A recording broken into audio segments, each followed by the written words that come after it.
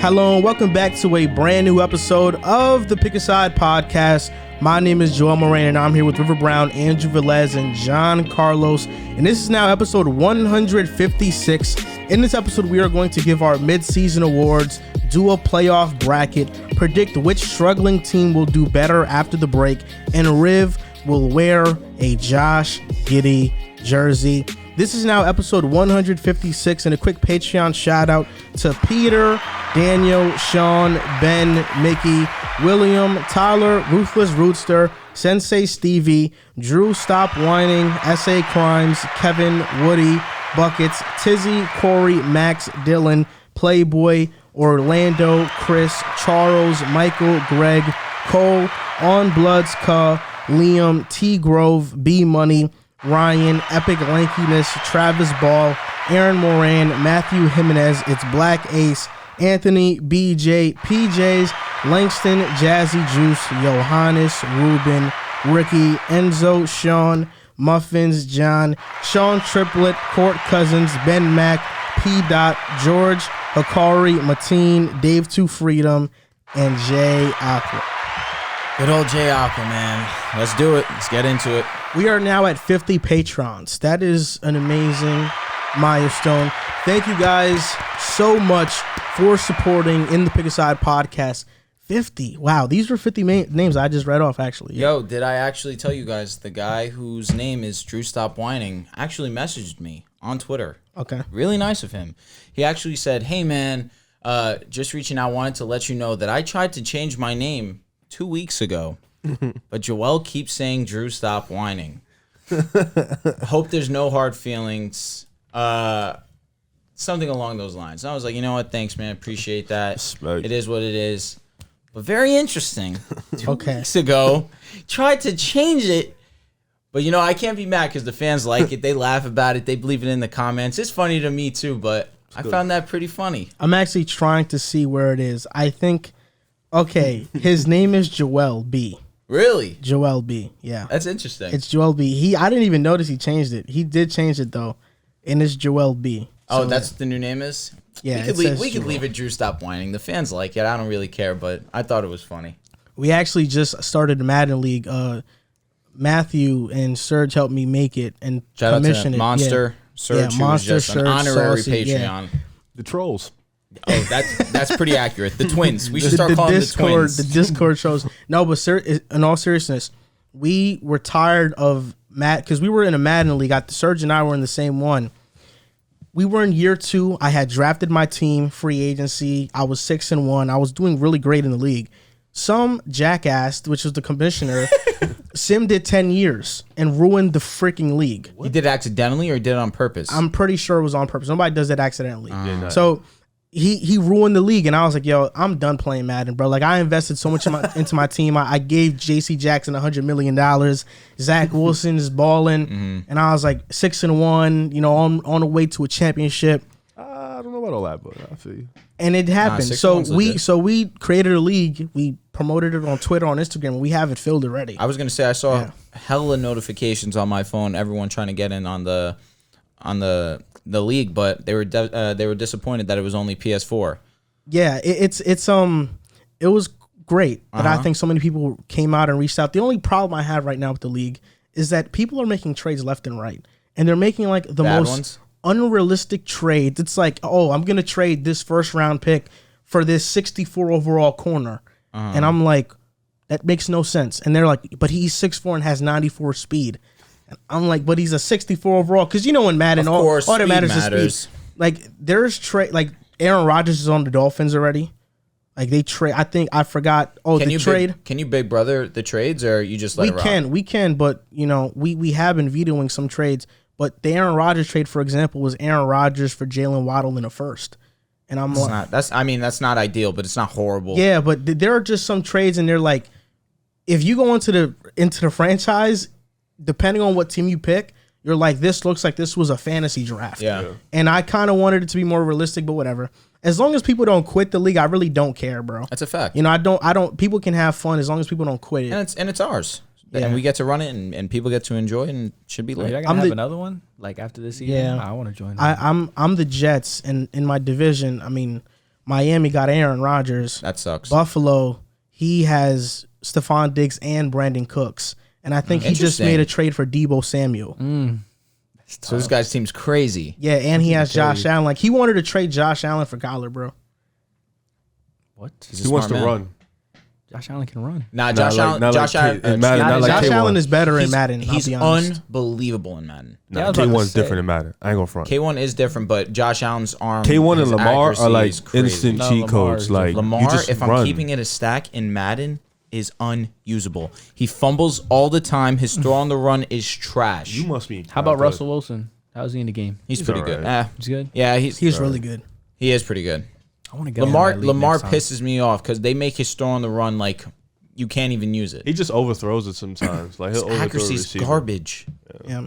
Before we go on to the first segment of the show, just a quick reminder that we now have a website up and running, pickasidepodcast.com. And on that website, we're going to start putting up articles on there. I'm going to start writing some. I'm not sure if Riv, Drew, JC, or Joel are going to write some, but they're welcome to. Maybe John can get in it. I know Will has done an amazing job editing it. We already have an article up there by Mikey Groggins, who I hope I'm saying his name right. I really hope so. I know he'll probably message me after if I'm saying it wrong. He wrote a good article out there. It's unsung heroes of the current NBA season, and a lot of good stuff on there. That's cool. So yeah, we have that. So on the website we have the shop, we have the blog for NBA and NFL stuff, and we're gonna keep expanding that way. I was gonna say question because one of my friends, he does like a soccer blog. I know we're not soccer heads, but are we trying to expand on the blog, trying to make it like talk about for soccer, we talk about baseball, we talk about things that we don't normally talk about on the show? We're trying to make it basketball, football. I'm open to anything. Okay. I'm kind of trying to take the blueprint of The Ringer, and how they do things. They talk about everything from pop culture to the sports. I figure it'd be a good idea to have one of our guys who is very knowledgeable in soccer, who's already doing it for himself. He could do it for us. It'd be even better. Yeah, that'd be amazing. Right? We'll definitely talk about that. He's listening right now for sure, so he'll definitely be excited. We have 200 plus ratings on Spotify now, but we're close to 100 on Apple. We have 91. Spotify, they've been really good to us. They've been very good to us. Spotify's been really dope. And I'll tell you what, I've been slandering Spotify for years, and I accidentally resubscribed to them for this month. I just got my payment on from PayPal through it. I was pissed off. I'm like, yo, why are they stealing my money? But I can't be too upset. What made you get back on the Spotify train? I don't use Spotify. I think I forget what it was or why I subscribed in the first place. They must have had an album that you can only listen to on Spotify. So I paid the $10 just to listen. I forgot to cancel my subscription because I use Apple Music religiously. Every single month for the past 4 months, I've been getting charged, and I just keep forgetting. Did you know you can share your music on Spotify? Share in what way? Basically, the other night I went on a date, and in my phone, it's connected to the Bluetooth in the car, right? Oh, you can do that for Apple Music too. Oh, you can do that? Yeah. The new update, you could do that. No. Oh, I didn't know. But in her phone, we just it's like a share play thing, and she just picks the song from her phone without having to connect to the Bluetooth directly, and it plays a song. I'll tell you what, Apple cannot do that. No, yes, it can. Really? Mm-hmm. Interesting. When was that? I don't even use Apple Music, but I know on Spotify. I did that the other day with my friend. We literally were sharing. We both had Apple Music, and we were sharing the same type of music. Nah, you're capping, bro. Nah, he means it in the sense they were nah. I understand what he means though. He means it in the sense they both. I was like, what? They both had Spotify open, and she had, I guess, because they were in close range of one another, she was able to play the song and it connect. Well, when we was in the car, I opened up my Apple Music. And it was like, do you want to, are you talking about, because it's like, do you want to share with this person? And then she opened up her Apple Music, and then she was able to play music just like me. That's facts. You actually can do that. But I only know that through FaceTime. You know what I'm saying? Yeah, I've been to that about FaceTime, but you can do it the same way. That's pretty lit. I had no idea. That's pretty cool. That is pretty cool. I don't use Spotify. That's why I didn't even know. Mm-hmm. This has been a long week, I think, for all of us. But for you, especially, Riv, PJs was kind enough to send us a Josh Giddey jersey. So shout out to him. Got to give him an applause for that. The reason why the Josh Giddey jersey's not hung up right now, it's currently the best player in the NBA that's hung up there, James Harden. Yikes. Is because it's on the table and you are going to wear it. The bet was if Josh Giddey gets a triple-double, then Riv has to wear the jersey on the pod. Well, he's had 3 so far. One of them was against the first one was against your team. Yeah. The second one was against my team. He dropped a 20-point triple-double. Looked like you guys lost too. Right? We did lose. Yeah. Okay. Trey Man dropped 30. Yeah, we didn't lose. Trey Man. And then triple-double versus the Spurs. So, I mean, first of all, put on that goddamn jersey. That's one. Don't wait up. And second of all, we want to hear your thoughts on Josh Giddey, how great of a player he is, and just what the future holds for this beautiful young man. Gotta take the hood out too. Yeah, I know, bro. It's a shame, man. We gotta cover up the Supreme. No. Hungry Jacks. Nah, the jersey is hard. And I'm back. Honestly, no, all bias aside, speaking on Josh Giddey, he's a good player. Was I a little too harsh on him coming out the draft? Maybe I was a little bit too harsh. Goodness. Was I a little bit too harsh in the beginning of the year when he was shooting a real poor percentage? Maybe I was. But the intangibles are there. The play style is there. He's a really great passer. The IQ is there. Everything seems to be looking good for OKC. Did I say they made the wrong pick at 6? Yes, I did. Am I looking wrong right now? Yes, I am. I'm a man. I understand. Who you thought should have been the pick? What did I say? James Bucknight. Yeah, I said James Bucknight should have went at 6. Yeah, I did. I thought SGA would be the one, and I was like, they need a 2-guard. Yo, James, he's a bucket. I was wrong. Giddey's a good pick. SGA being out though kind of blesses Giddey in a sense. He was all right though when I mean SGA like was in. numbers wise, playtime wise. So I apologize. And am I flipping on him? Saying that I don't think he'll be a consistent all-star, we still have to wait and see on that. It's still his rookie year. So I'm not changing my pick on that. But his rookie year, he has definitely surprised me a lot. So shout out to Josh Giddey. All-star. I think a better question whether he's going to be all-NBA. I knew that was coming. That's not even going to happen. No, I'm standing on that. That's not going to happen. He just said he was 6'8" Steve Nash. Yeah, so I don't mean he really going to be Steve Nash. He's got to fix his jumper before we can say he's Steve Nash. I mean, his jumper's broke. Look at the guards that came with him. When he's open, he can knock it down. I hope so. That's facts. Yeah. That's facts. He just has to – his release is too slow right now. It's super long. 26%. Fix his mechanics. That's all. He's 19 years old. Versus the Bulls, he had 11, 12, and 10. The 11. Knicks, 28, 11, and 12. Oof. The Spurs, 17, 10, and 10. He gave y'all what? 28. Oof. Knicks. Nation. Y'all suck. Josh Giddey's just that great. He gave us 11 points. When a great player gives you the business, you just gotta just bow and tip your hat. Tip your hat. Exactly. I respect that. Exactly. Bro. In the month of February, he's averaging 16, 9, and 8. That's better than any point guard on the Bulls right now. We haven't had a point guard actually play. He's better than a point guard you have though. Lonzo? He's way better than him. You think so? Okay. Way better is so he's not mean. better. He would come to your team and change your franchise. He wouldn't. Bro, we don't want him. Imagine Josh Giddey with Zach DeMar. He can't shoot, and he can't defend like that. Why would we want him, bro? He's averaging 16, 9, and 8 when Shea doesn't play, 16 games. And Trey Man has also been a pleasant surprise. Trey Man, love it. I was very high on Trey. Man, this draft, I was really I nailed my stuff. I nailed my stuff. I really did. You gonna just leave me out of that? Like I wasn't with you in the Trey Man hype? Look, with the Josh Giddey thing, you just was too low on Josh Giddey for me. What? That's crazy. I can't include. I was high on Trey Man. He's been balling. I was high on Cam Thomas. He's been balling.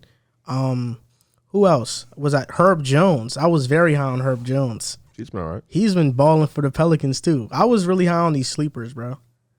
Give me my respect.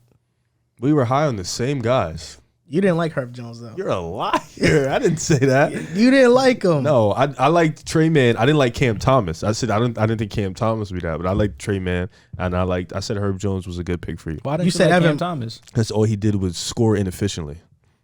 But he was young. He was a jock. With the roster, he didn't pass the ball. Type of things. What you mean? His shot selection and everything. That comes along with being in the NBA. They help you with that. I understand, but him coming out, you see the scores that he was coming out with. Trey Man, James Bouknight, everybody. He can do everything they can do. He's a 3-level scorer, just like they are. I don't think so.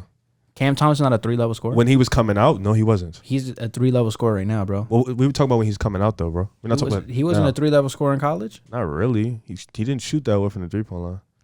Yeah, but he was. I would call him He's a 3-level scorer. A 3-level scorer. Isn't a 3-level scorer? He had a good pull up mid range jump shot. It's mid range, attack the basket, 3-point shot. So isn't a 3-level scorer somebody who can do it at an efficient rate at all 3 levels? An efficient rate. No, at all I think three it's levels? a 3-level scorer is a player who can score at all 3 levels. Yeah, it's not about So- whether or not it's efficient or not. What? You know what I'm saying? I mean, it helps to be efficient, but I mean, isn't efficiency? But wait, bro, hold bro. on, wait. In college, It does help to be efficient. No, it does. No, We're wait, not knocking that. because if I'm saying this is just general, if I'm saying I'm a 3-level scorer, but I shoot 30% from the 3-point line, he shot 34.5 from college but- on 7 attempts. so if I'm saying That's not bad. It's not. That's all right. It's league average. Bro, he was shooting. You know, he was shooting deep ass threes too in college. That's because his shot selection sucked. Yeah, I know, but he can score from the mid range, from the 3. He can get to the alright. basket. Yeah, he's a His free 3-level throw scorer. percentage was 89% in college. He was a really great free So throw. he had was all that in a his great bag. free You didn't see throw the step back 3 out on the Knicks the other day? I actually didn't see That the screens step back. 3-level yeah, score right there. It was though. He's all right. Tough step You're back. saying the step back that won him the But game? this is a segment about Josh Giddey. Why are you trying to duck I the didn't bring up- conversation? deflect, bro. I didn't deflect. Nah, you didn't. You were praising. No, he No, said yeah, all yeah, these yeah. guys You were said praising- Cam Thomas. I and want to then hear said you. weren't high I on want to him. hear you talk about Josh Giddey a little bit more. Like, I want to hear you. What do you think about him now? What do you think about his future? What do you think about OKC? I want you to just praise Josh Giddey, bro. Like, damn, all year long, it's been the guy can't shoot. He's can't play defense. He can't do. He this. still needs to work on his jump shot. The NBL wasn't real comp. Like, I need you to just give Josh Giddey his props, man. This guy's gonna be one of the best in the league one day. Are you a Gideon? No. You're not a Josh No, Giddey. I'm not a Gideon. I will. No, I'm one man who won't. I think change. today, bro, you have to be a Gideon. I'm not a Gideon. I can't Not be a today. Gideon. Today you have to be a Gideon, bro. Sorry, I don't make the rules here. And also, bro, we let you off the hook. 3 triple doubles. That's 3, bro. Leave it in the comments. Does Riv have to wear it for 3 straight shows? I'll tell you what. He's trying to make you pay every single triple double he has from here on out, bro. You're gonna have to flex that jersey. He's been good. Do I think he'll be a superstar? I don't know. You don't see Luka in this game No. as a ball handler, passer. You don't. I know he's not there as a scorer. I think yet. in terms of like if you're talking about like his pace to the game and the way he like approaches it, I see a Luka. I saw I Jason Kidd understand. comparisons. Do you agree? With Jason Kidd came into the league without that much of a jump shot. Obviously, I don't think they play like that. defensively, he's not there. I don't like think Jason Kidd I don't was. think they play alike. I don't think he plays like Jason Kidd. he's like, I think high end comp is a 6'8" Steve Nash. Low end comp is a 6'8" Rubio. I could dig that. Yeah. That's pretty I respectful. mean, that think- was I my think more comp Rubio of his than before the Nash. draft. But Steve Nash is just so much of a better shooter than him that it's like. That's Yeah, why I said. That's why I lean more towards Jason Kidd because Jason Kidd was also tall. So you Couldn't don't. shoot. So you don't think he's gonna be a superstar? So what do you see him being? 1-time All Star. 11-time All Star, 3-time league MVP. Solid pro. I think he can definitely be an all-star.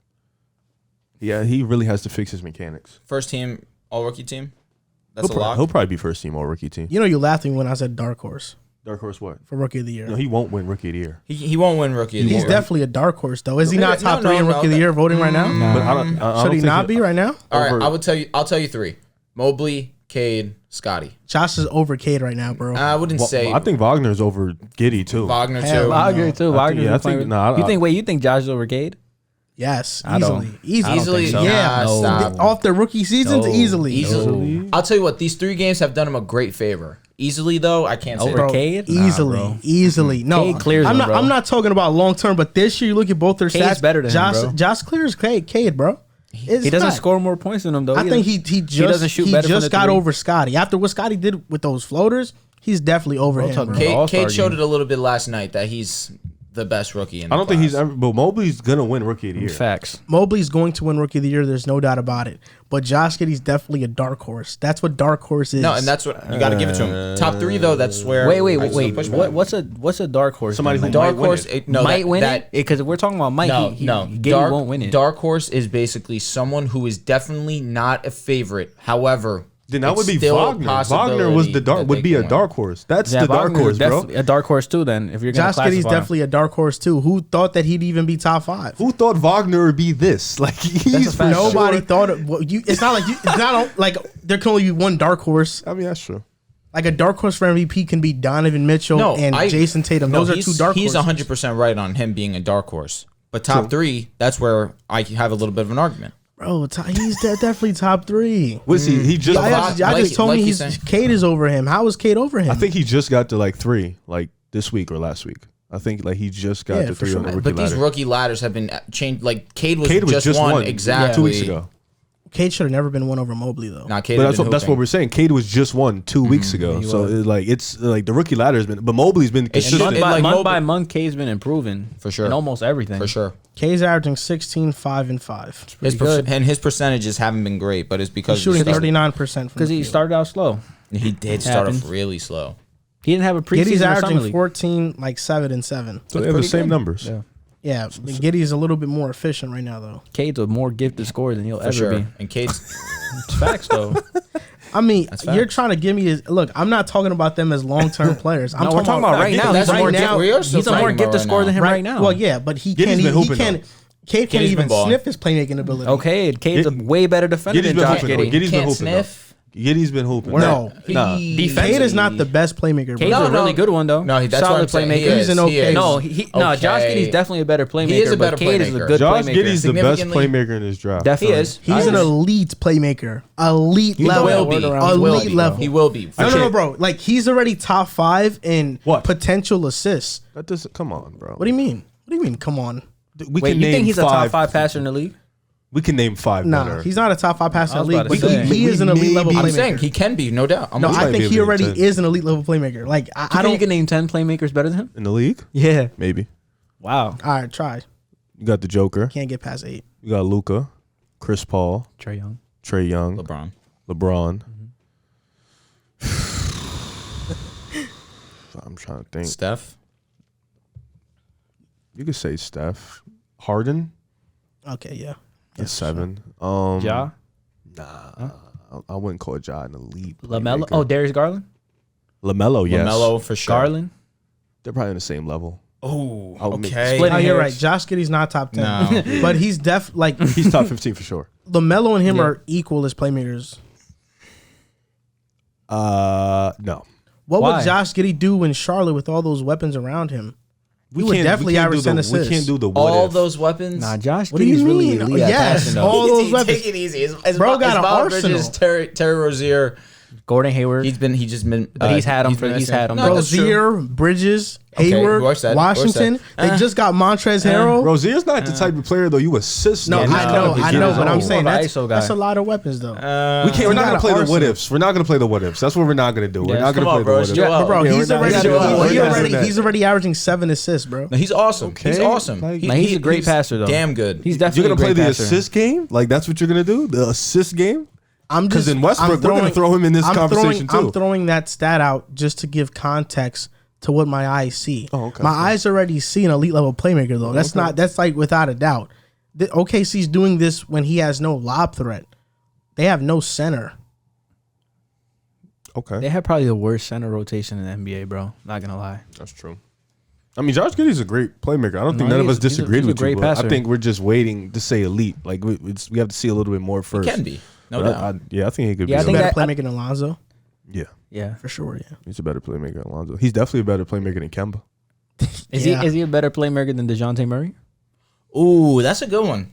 DeJounte's averaging 9 assists. It's funny that we're talking about a rookie right now. Giddey's a better playmaker than DeJounte Murray. Really? DeJounte's a really good playmaker though. Think about it. DeJounte's not playing with much either. No, but Giddey's a better playmaker than DeJounte. DeJounte's a really good playmaker, but he's not an elite level. Like he doesn't have elite level playmaker. I don't think he'll ever be an elite level playmaker. Really? Yeah, I don't think that's in it. Because IQ comes. He's with only it too. improved since coming into the league. He's 25. Oh, exactly. Giddey's 19. That's fair. You know, that's fair. Very fair. Like youngest player to get a triple double. It's like that's 3 times with playmaking. IQ comes with it too. Like the elite level guys are the guys that are one of the smartest players in the league. Was Lonzo the youngest before Giddey? I think it was Markelle Fultz. Yes, it was Markelle Fultz. Really? Mm-hmm. Yeah, it was. It was definitely Markelle Fultz. Markelle or LaMelo? Are you sure? I remember LeBron. LaMelo might have been it too. Actually, Markelle hasn't played ball in mad long. I forgot he was. I think it was Markelle though, or could have been LaMelo. Because I remember LeBron was one of the oldest to get a triple double, and then Lonzo and him did in like the same game, something like that. Like Lonzo was the youngest. I could be wrong. Memory's failing me. I'll check right now. Might have been all 3 of them. Lonzo, then Markelle broke it, then LaMelo broke it. I want to get into these mid-season awards that we're gonna do. It was. Excuse me. Before we do that, it was LaMelo, Lonzo, and then Markel broke. Okay. It. Figured, yeah. I want to get into these mid-season awards. You guys already gave me a sneak peek of what you guys are gonna say with the Rookie of the Year as it pertains to that award. We're gonna go over the MVP, Most Improved Player, DPOY, Rookie of the Year, Sixth Man of the Year, and Coach of the Year. Let's just start with MVP right now. Let's do it. Riv, who's your MVP this season? Is he gonna be real? I'm going to be real. I'm not going to be biased. Obviously, my biased pick is Steph Curry. But the unbiased pick, you know, I'm shocked. If you look at, you look at the top guys in the league right now. LeBron, Giannis, the Joker, Embiid. I don't want to dig too much into the numbers because they're all putting up elite level numbers. You know, they're all Joker's leading in advanced stats. Embiid, his monsters, statistics. Giannis, he's doing what he does every year. But I'm looking more towards the impact. Who's really been the most valuable player? And for me, it's been Joel Embiid. I feel like coming into this season, you know, people thought they would fall off a cliff. Ben Simmons wasn't going to play. People thought, all right, this team isn't going to be where it's going to be.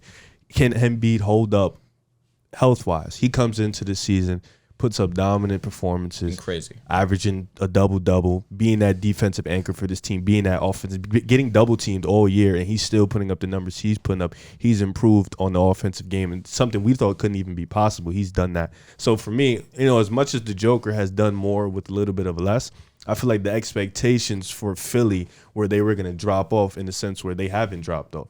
Now, Harden could mess up his MVP case in a good way because he could play phenomenal. And, you know, we've seen in the past that kind of hinders MVPs. You know, when two guys are playing at an elite level, it kind of makes one guy go down.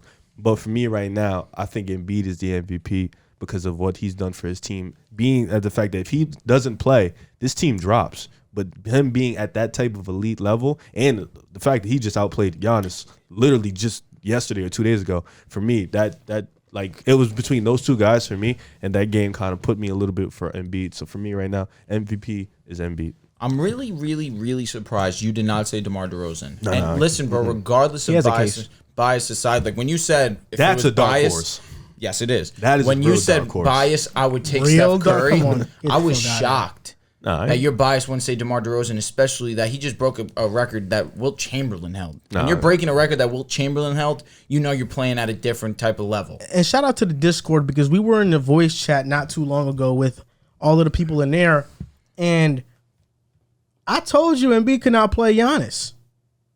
When we were talking about a potential playoff matchup between the two. Wait, but who said they couldn't though? They said it in the chat. I think you said something along the lines of, I don't know, you said that, but you also said something that made some people react. You said something else that was like, what? No, I said Philly can beat Milwaukee in a series. No, but it wasn't that. You said something else Said with the Celtics that were going to the Eastern Conference Finals. That's what it was. That was in the Discord, so I'm not like he was just chatting. No, I said the Celtics and Heat are like my sleeper for Eastern Conference Finals picks. I think you said Joel can lock up Giannis. No. I mean, I don't think it's entirely out of the realm of possibility. I think that's where you But I did react. no. What I originally said. What I originally said was that Philly can beat Milwaukee in a series, and you guys answered back with they just got blown out by Boston. Don't say you guys. I was very quiet. Well, somebody said they just got blown out by Boston. No, we're gonna epic lankiness. He did it. Yeah. It was him. Yeah, that was him. I'm the snitch. It was him. And now when they faced, we saw Embiid. It doesn't. They were double teaming him. It doesn't matter. Like Embiid just is that offensively gifted. It doesn't matter. No, he's the most skilled big in the NBA right now.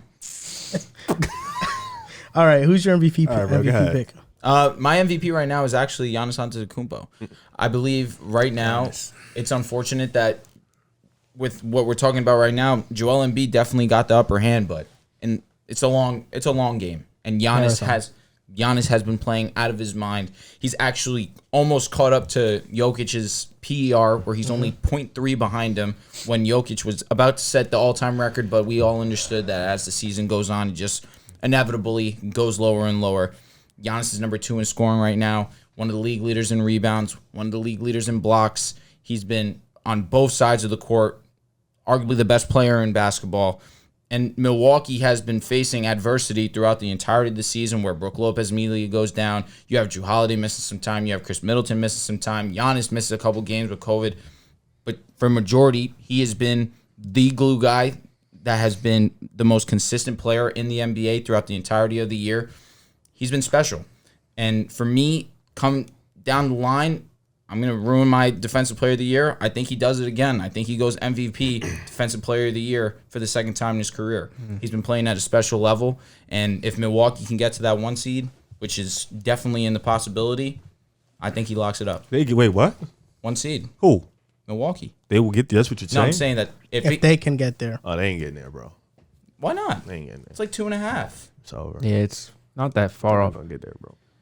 Yeah, they're 2.5. They ain't getting there, bro. It could happen, I'm bro. just telling you, I don't think they're Okay, getting there. whatever you say, bro. I'm telling you, they're not, bro. We ain't falling off. In Miami, they weird. They ain't definitely Listen, ain't falling off. they both teams are just have depth for days. But you guys have been impressing me, given the fact that you haven't had Levine, no Lonzo. Oh, we'll get all the boys back. Caruso, We're getting all the and y'all boys are back still next winning. month. It's because Patrick DeMar Williams. DeRozan has been different. That would be my number 2 guy. The only reason I don't pick DeMar is because, like, he's been Number great. 3, Joel has been unbelievable. He's been great all year. He's been great. Like, he's been good all year, but he hasn't, he's been great He for hasn't sure. been as great as Embiid or the Joker for me, like, all year. Like, they've been consistently since day one been at an elite That's level. interesting. I don't think, like, I think this DeMar last DeRozan stretch. the whole season has been the best fourth quarter scorer in the league. No, he's been the best fourth quarter, but these Joel Embiid and Joker have been the best 1, 2, 3, 4 quarter players in the league. Like, they've been the best all year. And DeMar has Zach LaVine. He had Lonzo. Like, he had a good cast of guys. But then before he went down, Vooch too. Yeah, before obviously when they went down, he stepped up his play. But Embiid hasn't had the type of pieces around him And like another that. thing that's hindering me from leaning Joel Embiid is that Harden's about to join this team. Yeah, so we don't know how that's going to sway the voters. But it depends on how Harden plays. If Harden's the Nets Harden that I'm not expecting to see, and Joel Embiid's still doing what he's been doing on the basketball court, and they're still winning games, you have to look Embiid's way. Yep. But if Harden is what he was last season with the Nets before he got injured, on this Philadelphia team, it's Scary. going to be tough. Joel Embiid, Giannis. I'm gonna have to agree with Ray about Joel Embiid was my pick. It's for me, it's pretty self-explanatory. He's leading the NBA in scoring. He's averaging 11 rebounds a game. He's having a career high 4.5 assists per game, so he's getting better in that department. He's still elite defensively, although his offensive production has gone through the roof. He still maintains that elite level defense, that rim protection. Very, very good defender, and he's shooting about 38% from the 3 on about 6 attempts. And I was skeptical of Joel Embiid ever shooting over league average just because I didn't think that it was possible for him to do that. I didn't think that he was skilled enough to do that. But he's shown that he is borderline. I don't want to say elite because the numbers are telling me he's elite. I'm not going to claim him to be an elite 3-point shooter. But 38% on 6 attempps is really, really firm. And it's really I would good. say he's an really elite good big shooter. Yeah, a really big shooter, definitely. I thought elite was like 40. I ain't gonna lie. 38 is like really good to me. I mean, another thing that helps with his case is, obviously the trade's happening now, so they're going to get James Harden after the All-Star break. But for most of the season, he's gone with an inconsistent Tobias Harris, who has picked up his game as, the time has gone on. Ben Simmons, the whole drama with Ben Simmons. It's been a lot of turmoil surrounding Philly, and the fact that he's been able to maintain that elite level of play is amazing. We saw it in the start of the season when Philly was the number 1 seed. Joel Embiid goes down. I think he had COVID or an injury. They drop all the way to a 7th, 8th seed. I'm not sure which seed they drop to. The second he comes back, they're already at 3rd. They're already the 3rd seed. And he's having such a spectacular season. The whole league knows, but even his own GM knows, like, we have to take advantage of this Joel Embiid and how amazing he's been this season. So they go out and get James Harden, somebody that could complement him. They're all hoping that James Harden, can regain that level of play that he was playing with when he first came to the Nets or even in Houston. And I think that was a perfect piece to surround him with. So, everything screams Joel Embiid. He's having a career high in points per game, leading the league in scoring, career high in assists, averaging close to 5 assists, shooting 38% from the 3, still maintaining elite defense. And with his play now, backed up by a co-star in James Harden, we're looking at Philly as a contender because we know that's how great Joel Embiid is, and James Harden is the guy that I think can complement him if everything goes well. So my pick for MVP is Joel Embiid. We saw at the start of the season, the second he came off when they were the number 1 seed, the second he goes out, they fall off. He comes back, plays great, beats great teams, and they're already there at number 3. Now you add James Harden, now they're instant contenders. So for me, it's Joel Embiid. I'm going to go old school here. See, the MVP criteria is is all over the place every single year. It's narrative based much of the time. Last year, Joel Embiid had the lead over Jokic because Embiid was winning. He was the one. Philly was the first seed last year. Then he got injured, and that's why Nikola Jokic, it got him. He was able to win the MVP, even though the media wanted to gift wrap it to Steph Curry despite not making the playoffs. That's a story for another day. You look at the year before. Giannis wins MVP. It's because Milwaukee was the best team in the league. When he robbed James Harden of the MVP in 2019, it was because they won 6 more games than Houston, despite Houston having Chris Paul and Clint Capella injured. There were times where the starting lineup for Houston was Austin Rivers, James Harden, PJ Tucker, Kenneth Faried, and Daniel House. I'm going old school in my MVP pick. The best player on the best team in the NBA. That's Chris Paul. Chris Paul is the MVP. He's the MVP. You sure he's better than Book? Yeah, he is better than Book. I don't know about that. 15 points, Yeah, I don't know. 15 points, 11 assists, basically. He's leading the league in assists. He has the best assist to turnover ratio in the NBA. In the history of the NBA, he is one of the best. You look at his resume historically, I know this is an in this season award, but his win share is one of the best all time. Everywhere he goes, he changes the culture of that team. Every single advanced stat points to the Suns. Outside of PER, DeAndre Ayton's leading the Suns in that currently. Every single advanced stat is Chris Paul. Box plus minus, offensive box plus minus, defensive box plus minus, offensive rating, defensive rating, value over replacement. Every single advanced analytic points to Chris Paul. I know Devin Booker is scoring more than him. And hey, defending too this year. Devin Booker, if I wouldn't be mad if somebody says he's MVP. He deserves it. But when I look at this Phoenix Suns team, I look at a well-oiled machine, and I look at Chris Paul, and I say he's Steve Nash, and Devin Booker is Amari Stoudemire. Steve Nash was more valuable to the Suns. We knew he was the best player, although Amari scored the most. D-Book, we understand he's a great player. I think Chris Paul is the reason why the Suns were able to take such a big jump last year and this year. I mean, they have 6 more wins than Golden State. Golden State, we were talking about them on a historic pace early in the year. I know that Draymond Green got hurt, but there's nobody close to Phoenix right now. There's nobody in their vicinity. This is a 60-plus win team. If the MVP isn't Chris Paul or Devin Booker, the NBA should be ashamed of itself because one of these two guys should be the MVP. Okay, first of all, no. The MVP will not be in Phoenix. The MVP will not come from Phoenix. And it's narratives. No, it's not narrative. The difference is the guys you named. You said the best team in the best league should be the MVP. You said you brought up Giannis. He was number 1 seed. Giannis was averaging 28 and 14, bro. His numbers were ridiculous, bro. The difference, I think, would hit like the guys you said, even James Harden when he got robbed, wasn't he averaging like 36, 8, and 7? He averaged 35. Yeah, like the guys, look at the guys you're naming and then look at their numbers along with the fact that they're winning. Chris Paul is averaging 15 points and 11 assists, and he's the number 1 seed in the league, but DeMar's winning. Joel Embiid's winning. The Joker isn't winning as much, but he's not putting like up Phoenix. He's putting up record. They're not winning like Phoenix. They're not winning like Phoenix, but they're winning. Steve Nash won the MVP, averaging similar numbers to Chris Paul, and Kobe averaged 35. The difference with that was that Phoenix team was far more hurt and damaged than this Phoenix team. This Phoenix team hasn't seen many injuries like that Phoenix team. This Phoenix team hasn't seen many injuries like the Bulls. This team hasn't seen many injuries like the Nets. This team, for the most part, all year has been like consistent throughout the DeAndre Ayton's missed some time. It's he's missed some, but not as much as every other team. No, he's missed a lot of time, and it hasn't mattered. This also helps Chris Paul. You said JaVale McGee was better. No, didn't DeAndre Ayton? I said he was more impactful. I never said better. So it didn't matter when he missed time. No, okay, but this is. I'm pretty sure you said basically along the lines. I said JaVale McGee DeAndre Ayton's not fills essential. in the same production. He has the same production as him. That helps Chris Paul's case. It doesn't matter what center you put in front of Chris Paul. Ayton is going to average 16 and 10. Jalen Smith upped his value with telling Chris Paul. I agree. Bismack Biyombo came in and was averaging a double-double. He did. JaVale McGee averaging 16 and 10 in DeAndre Ayton's absence. That's because they have Chris Paul. Yeah, that's why.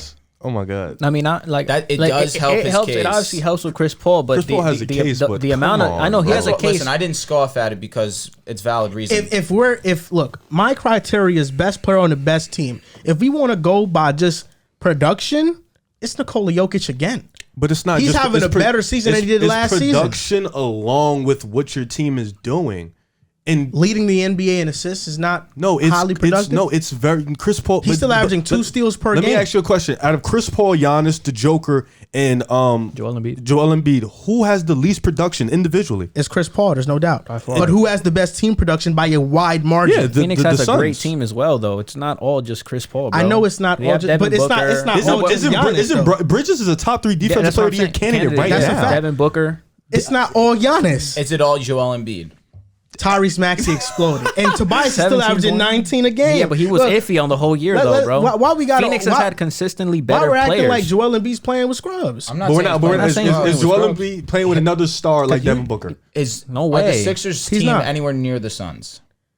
Now with James Harden, Well, we're talking about right now. So what pre they have. No, James Harden. it's not. There's And no, Jokic, no doubt about we it. don't even have to talk about. I mean, Jokic has by far the worst supporting cast out of all these Yes, candidates that yes. we've named. definitely. So, if there's a guy that we're looking at production only and we're still taking into team winning, it's Nikola Jokic again. You don't think it's this Giannis year. at all? Has to be I Joel don't. Embiid. I think Giannis might be 2 or 3, but I think what if we're Giannis, going by I think what production- Giannis does defensively helps as well. no, you're right. He's a DPOY Has to candidate. I be think he's Nicole- number 1 right if now. we're talking about that counts with Nikola production. Jokic has been a great The defender Joker this has year. the worst not to the supporting level of cast, Giannis. right? You're right. But after the Joker, I'm pretty sure Embiid before these prior games has the worst supporting cast out of all the guys. Why we is just named. Embiid No, over I Jokic? Outside of agree the with Joker. that. Outside of Jokic has Joker. the worst supporting But I said cast, after him for is sure. Say Embiid. after. He said after after. him is Embiid. And Embiid's putting Yes. up the same type Yes, of production yes, is what yes, I'm yes. saying. Your Yes. MVP was Embiid. Yes. Correct. Why did you put him over Jokic? Because of his production and on top of his team, his team is better than the Joker's, but his team is not that great. He's been literally putting his team saw on his what back. happened. Do you We think? saw what Do you happened. think he's more productive than Jokic this year? I don't think he's more productive. I think you can make the argument that his production is similar to the Joker's for his team. He's defensively, he's the rim Elite. protector. Offensively, he's the guy for them. Like And, it's and defensively, it's night and day. I don't know if it's night and Oh day. my goodness. Yeah, Stop Jokic, it. y'all gotta stop sleeping on my It's night and guy, day. bro. He's Bro, gotten Joel better this Embiid is season. elite. I don't bro. think Chris Paul is a top 5 MVP candidate. Wow. I'm gonna be honest with you.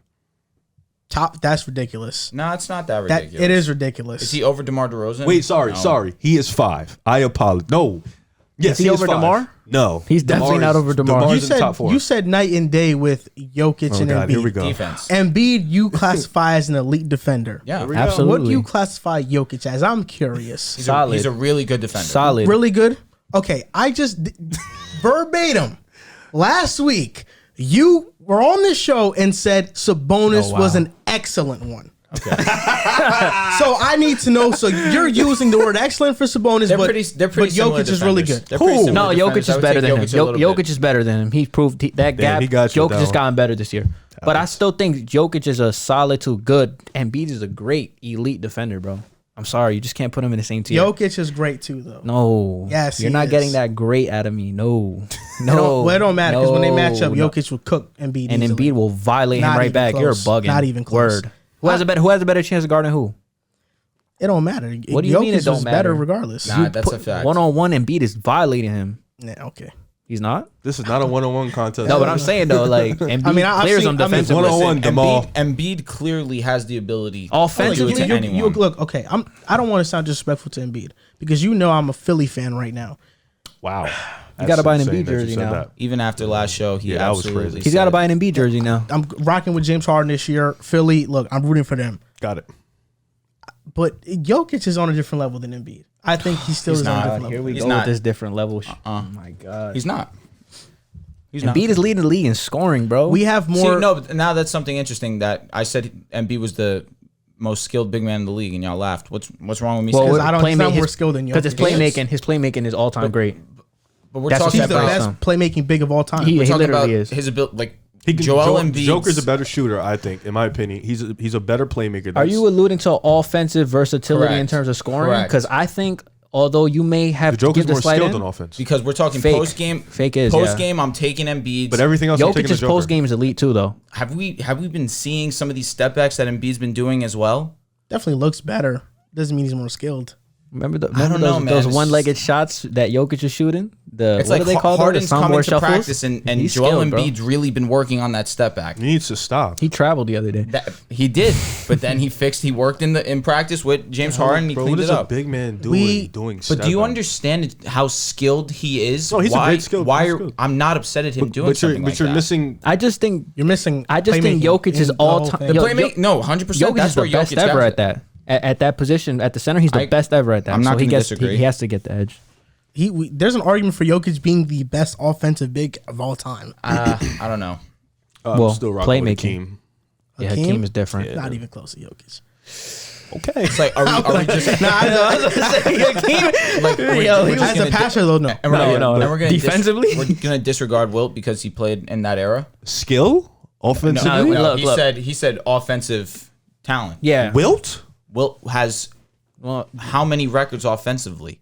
If we're talking about skill, isn't that more eye test? He didn't say skill in that sentence. He said. No, but wait. not in that What's your problem sentence. with Wilt though? My problem is you didn't really see Wilt's skill on offense. You just He see didn't his say- numbers. listen, That's why I thought he said skill. No, he didn't. In that sentence, he didn't say skill. Oh, okay. I thought. Okay, pardon What me. Sorry. sentence? The one you just said, I literally. thought he Wilt was said amazing, bro. The Joker was the most offensively skilled big man. No, That's I what you said. Yeah, there's an argument for Joker being the best offensive big man of all time. That's what he said. Oh, okay. I'm sorry. I thought you meant like skill. Pardon me. Even then, I still wouldn't put Wilt though. Wilt couldn't shoot. I mean, when you're putting up the numbers you No, were putting yeah, up, did he's you right, really he's need right. to? Now he's right. Offensive. I'll be honest. Numbers though, you're But that's there. what I'm saying. We're talking take- about the era. If that's the case, then Don't I go ahead and understand, disrespect but- Wilt. You're about to violate him. Wilt is I would take amazing. like 3 bigs from the 90s or the 80s over Wilt. That's crazy. Kareem, Hakeem, Shaq, easily.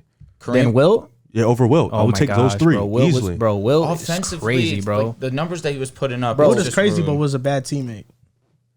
We're just talking about his play though. No, yeah, but Oh like yeah, they're- we're talking about just play. I'm taking those That's 3. exactly what. Yo, I'm all telling the you, bro, statement he said alone is Will what is I'm- probably Wilt the didn't most make his- athletic player ever, bro. He was blocking shots at the top of the backboard. Bro, he was Did you see ridiculous. it? He was way ahead. There's Yeah, highlights. they What are you actually talking about? they actually just released a 20-minute highlight in 4K color. of him back Facts. in the day. And he- Yo, Facts. watch it. I'm telling And you, he- it and was he- the most ridiculous thing. And you've he ever was seen. blocking who? What does that mean? See, but that's exactly what I was saying. Are we going to disregard Wilt for his era? I'm not. And that's It's what not. you're doing. It's not 'Cause I even. think It's Wilt not could- even. that. Wilt I could just play in think- any era, bro. I just think he probably could, but No, I'm he absolutely looking at could. the fact that Hakeem dominated an era with like elite bigs. Like this wasn't No, a he was regular the era. best. Like David Robinson was there. Like Kareem was there. Shaq was in that era. Like he's Kareem dominated was in towards the end. yeah, but he dominated Kareem in was an towards the end of era his where run. like that was a big man era. So I Well, just look at Shaq, that a little David bit more. Robinson, Yeah, I look yeah. like that's all I'm saying. I don't want to sound like I'm discrediting. Well, I just I'm look gonna at that. That plug, was ridiculous, though. I'm gonna I plug seen it. somebody in right now. Ben Taylor, Thinking Basketball, one of the best content creators in the content creation space when it comes to basketball. I look up to him a lot. He actually released like he did an analysis on Wilt and how Wilt's numbers are kind of they're very eye popping, but like in terms of pure value and the value he brings to teammates, it's not that exceptional. Like Bill Russell had more value, Of course. although Wilt had better numbers like night and day. No, Wilt across was the a better board. player than him. And though. when they matched up in the finals, Wilt and Bill Russell got the best of him. Most times 'cause than not. defensively, Bill Russell was amazing. Bill Russell's elite on defense. He's a great leader. Oh, he's elite. Like it was crazy. Great leader. But yeah, that's why I just don't mention Wilt because I really don't. Because of the era. I don't For look. me I personally, don't that's just look- too that's far fair, for that's us. fair. That's too- Like, that's I fair, think that's that's fair. just too far That's for fair. us. But I still acknowledge his greatness, But though. especially if we're gonna say he's the best offensive big of all time. I don't think he's the no, best but that's why. offensive big. No, but I of just all asked- time, you gotta but this- factor in everybody. But this is the thing. You say that, but then he mentioned a good point. Wilt couldn't shoot. They didn't have a 3-point line back then, so we didn't know how. I good gave it was. up there. And Once he it's said a that, di- that was it's a right. And plus, different Wilt game shoot, also. Wilt shoots like this, bro. So Like, wait, he okay, shoots, so he doesn't even wait, put so the you know ball what's up. crazy? I don't want 2 hands on the ball. Real quick question. So why? Okay, so you say that. So why, when because of Wilt's numbers, you said we got to put him in the conversation. But when we talk about the best scorers ever, nobody says Kareem or Karl Malone because of the numbers. But why when we talk about Kareem- we talk about Kareem- best? no, well, Kareem no. you Why, have but why to. when we talk about best offensive players? Oh, because of Wilt's numbers, we have to look at that. But y'all don't do the same thing in other categories. I mean, personally, I think do. Kareem's I one do. of the best I wouldn't. scorers but y'all never bring him up. I Y'all don't wouldn't bring be- him or Karl Malone. He's an And then- all-time leading scorer, bro. You never bring him You up, know, JC. you I know must- you. You you never must- bring him He's up. when we ask me When who's we a talk- top 5 scorer ever, he's definitely my. You know what? All right, JC. I'll show you messages later because I talked with one of my coworkers He is about it. singling you out, JC. No, but I'm saying I you feel- too.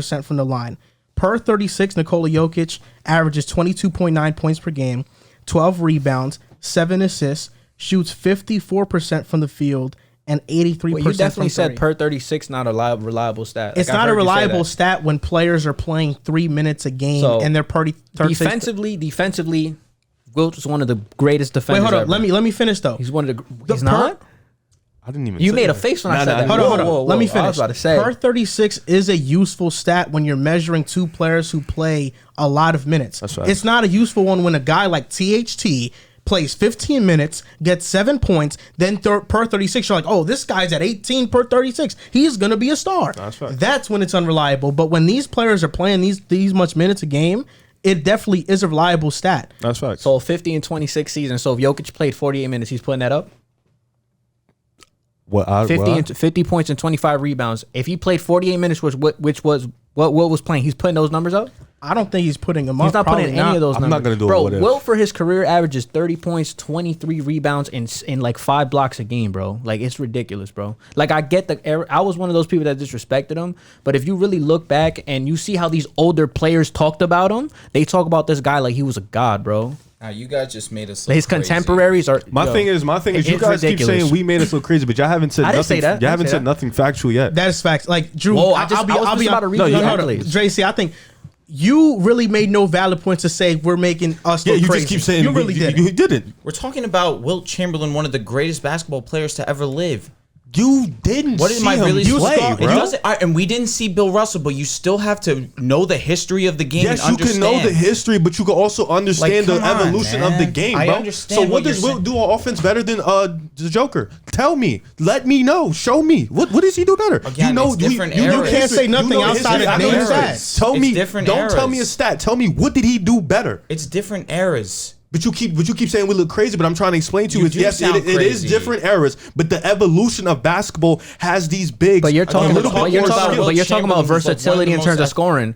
But we're talking about what's actually on the stat sheet, the production, the number that's there. Yes, he has more ways to score, but this is a guy that has So 7 yes, Wilt scoring was more titles. dominant. Wilt was Absolutely. more dominant as a scorer. yes, just like absolutely. Shaq is the most dominant. Yes, Because- nobody's disputing but that. who's more skilled? That was what we were talking about. Oh, Who is skilled? more Oh, skilled? Jokic. No, that's what see, I was that's saying. what we- that's what I was I saying. thought, The you whole said that thing- he no, was we were better, though. talking That's all what I'm time. talking about. We're You said he was talking- better. I know No, offensively. you said he was Yes, better. offensively, he was a No, better you player. said he was Yes, better than Wilt, bro. offensively, he was a better player Who's than better, Wilt. who's better all No. time?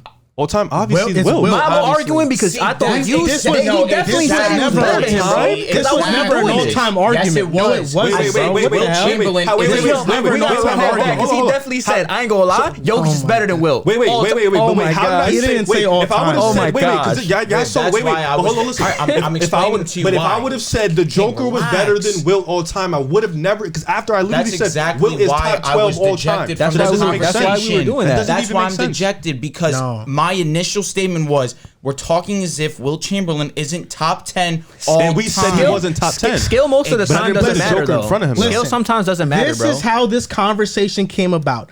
I said Jokic is arguably the best offensive center No. of all time. See, and let then him you finish, let him said, finish, let then him you finish, said let him finish. Wilt. I Then I was understand like, what he's saying. we would then we. I said then you said You Wilt. guys then lost Riv me said once you said that Wilt Chamberlain Joker's wasn't better than him top 10 all offensively. time. Yeah, He's that's not. Yo, look But at I his named 10 resume, better, though. bro. You But did look, not. no, you didn't. You did not. He did Who- name so who did I- 10 who did better. you Bro, disagree look at with? his resume. Tim Duncan, Kobe. Hakeem, excuse me. Yeah, Hakeem Olajuwon's not better than him.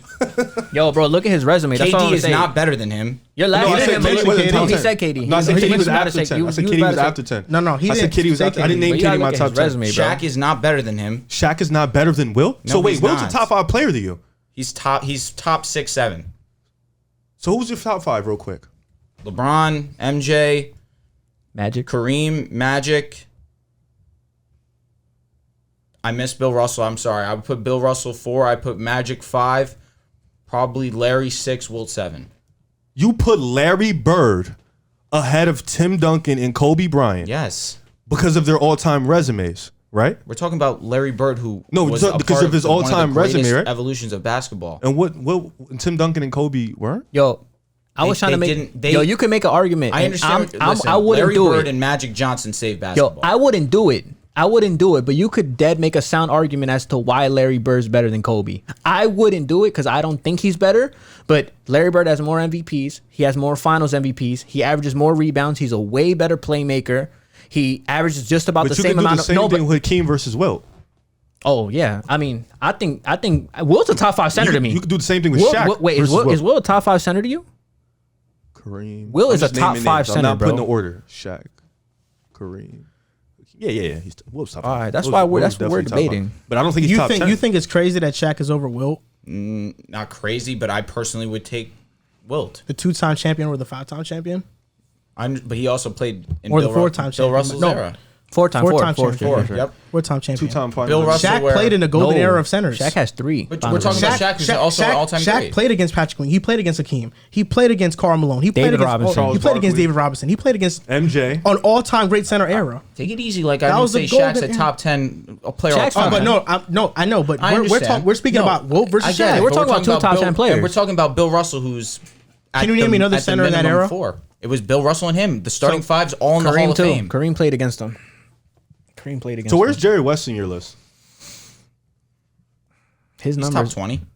So Jerry's top 20, but Wilt's top 10. Yes. Okay. Wilt's definitely better than that Jerry okay with West, you? bro. Wilt's definitely better than him, bro. Wilt's definitely better. All right. The guy who won Finals MVP losing is top 20, but he's top 10. Come on now, stop. Jerry West. Okay. It's interesting. Nah, it's definitely Wilt, bro. Like I'm telling you, like if you Wilt's were to not get top 10 to me. a group of people in here that saw both of them play, they would laugh at you if you said that it was close between Jerry and Wilt. I mean, I'm It's telling like, you right listen, now, I like get it's what not you're even saying. close. We didn't see him, but you should know the history of the game. You can know the history, but you also can't be ignorant about it too. Yo, you know what's I'm funny not- though? You can't be If ignorant I was about ignorant, it, I would 100% be on the this is my era. Facts. This is why Facts. I take him clean. I wouldn't even hear Michael Yo, Jordan Rip, being better. Rip. than But LeBron. you kind of brushed it off as if the guys that we put in front of him were like not valuable guys. Wilt won a debatable. Wilt's They're all second debatable. championship came when he averaged 14 points. When at the end of his And prime. what else was he averaging? Why do you all you care about his averages? Because that's your why you product have- on the court, That's bro. That's why why you you have He to. averaged 21 rebounds that year. That's pretty good. Yeah, 71. He averaged 15 and Like I get 19. it, I get it. How old Like was you he ain't see that him season? play, and you don't respect was his comp. But 35. I didn't even say nothing about his comp. thing That's that it. You keep saying that. I don't know the why. thing that opened my eyes is all the players that played around. Even Kareem Abdul-Jabbar. players No, is- but even Kareem Oh. Abdul-Jabbar, who's one of the best Let's- ever, said let's- that Okay, that look he's at- one of look the at best this. players Same ever. thing about All right, look T-Mac, at this, bro. look All at the this. players We've been on this respect for a him, while. bro. We are gonna move on, but look at this. Wilt versus Shaq. Wilt is a 13-time All-Star. Shaq is a 15-time All-Star. Shaq 2-time scoring champ. Wilt 7-time scoring champ. Wilt is an 11-time rebounding champ. Shaq never did that. Shaq is a 4-time NBA champ. Wilt is a 2-time NBA champ. Shaq is a 14-time All-NBA. Wilt is a 10-time All-NBA. Wilt is a 4-time MVP. Shaq is a three. I think he's a one. He's only a 1-time MVP. 3-time All Defensive Team. Shaq is, and I don't think they had. And Wilt is a 2-time All Defensive Team. They weren't tracking the defensive teams and the other things back then with Wilt. 'Cause Wilt definitely had more than all that. And Bill Russell, without a doubt, was the better defender of the two. However, Wilt Chamberlain definitely wasn't a slouch defensively by any means. No, I don't think Yo, Rev, you know what's crazy? I saw in the highlight video. I I'll wanna- send you it. Yo, you know how he used to shoot free throws, Wilt? He used to jump from the free throw Yeah. line and lay it in. And that's what they made that rule that you have to shoot it because of him. Like he I did a lot, want bro. to clear things up. Only reason why I really was out of that conversation because I genuinely was out on the fact you said he wasn't top 10. But I'm not totally opposed in terms of skill set. Jokic can do more than Wilt Chamberlain can on the court. That being said, I thought you were trying to take Jokic over Wilt Chamberlain for like 5 minutes. I thought that's what you guys were saying. That's what we were. All we said and was that that's he's better than him offensively. skill set wise. that Sure. was literally it. Yeah, and that's fine. And even with the top 10, I named That's 10 where you valuable still lose me. dudes. You still lose me. You did name I great, named 10 great valuable guys. Again, you're naming the greatest of So all you time. think skill matters more than dominance? No, but Wait. It's in terms of what? This isn't an all-time. No, but because that's what I'm we- talking about. that There's was my plenty. There's statement. plenty of more skilled scorers in the league than Giannis, but we wouldn't bat an eye to say that any of them are better scorers than him. like who? Jalen Brunson's a more skilled scorer than Giannis at 3 levels. No, that's a fact though. He's a more skilled scorer. You're laughing at the name. You're laughing at the name. No, Chris Middleton. He did that for emphasis.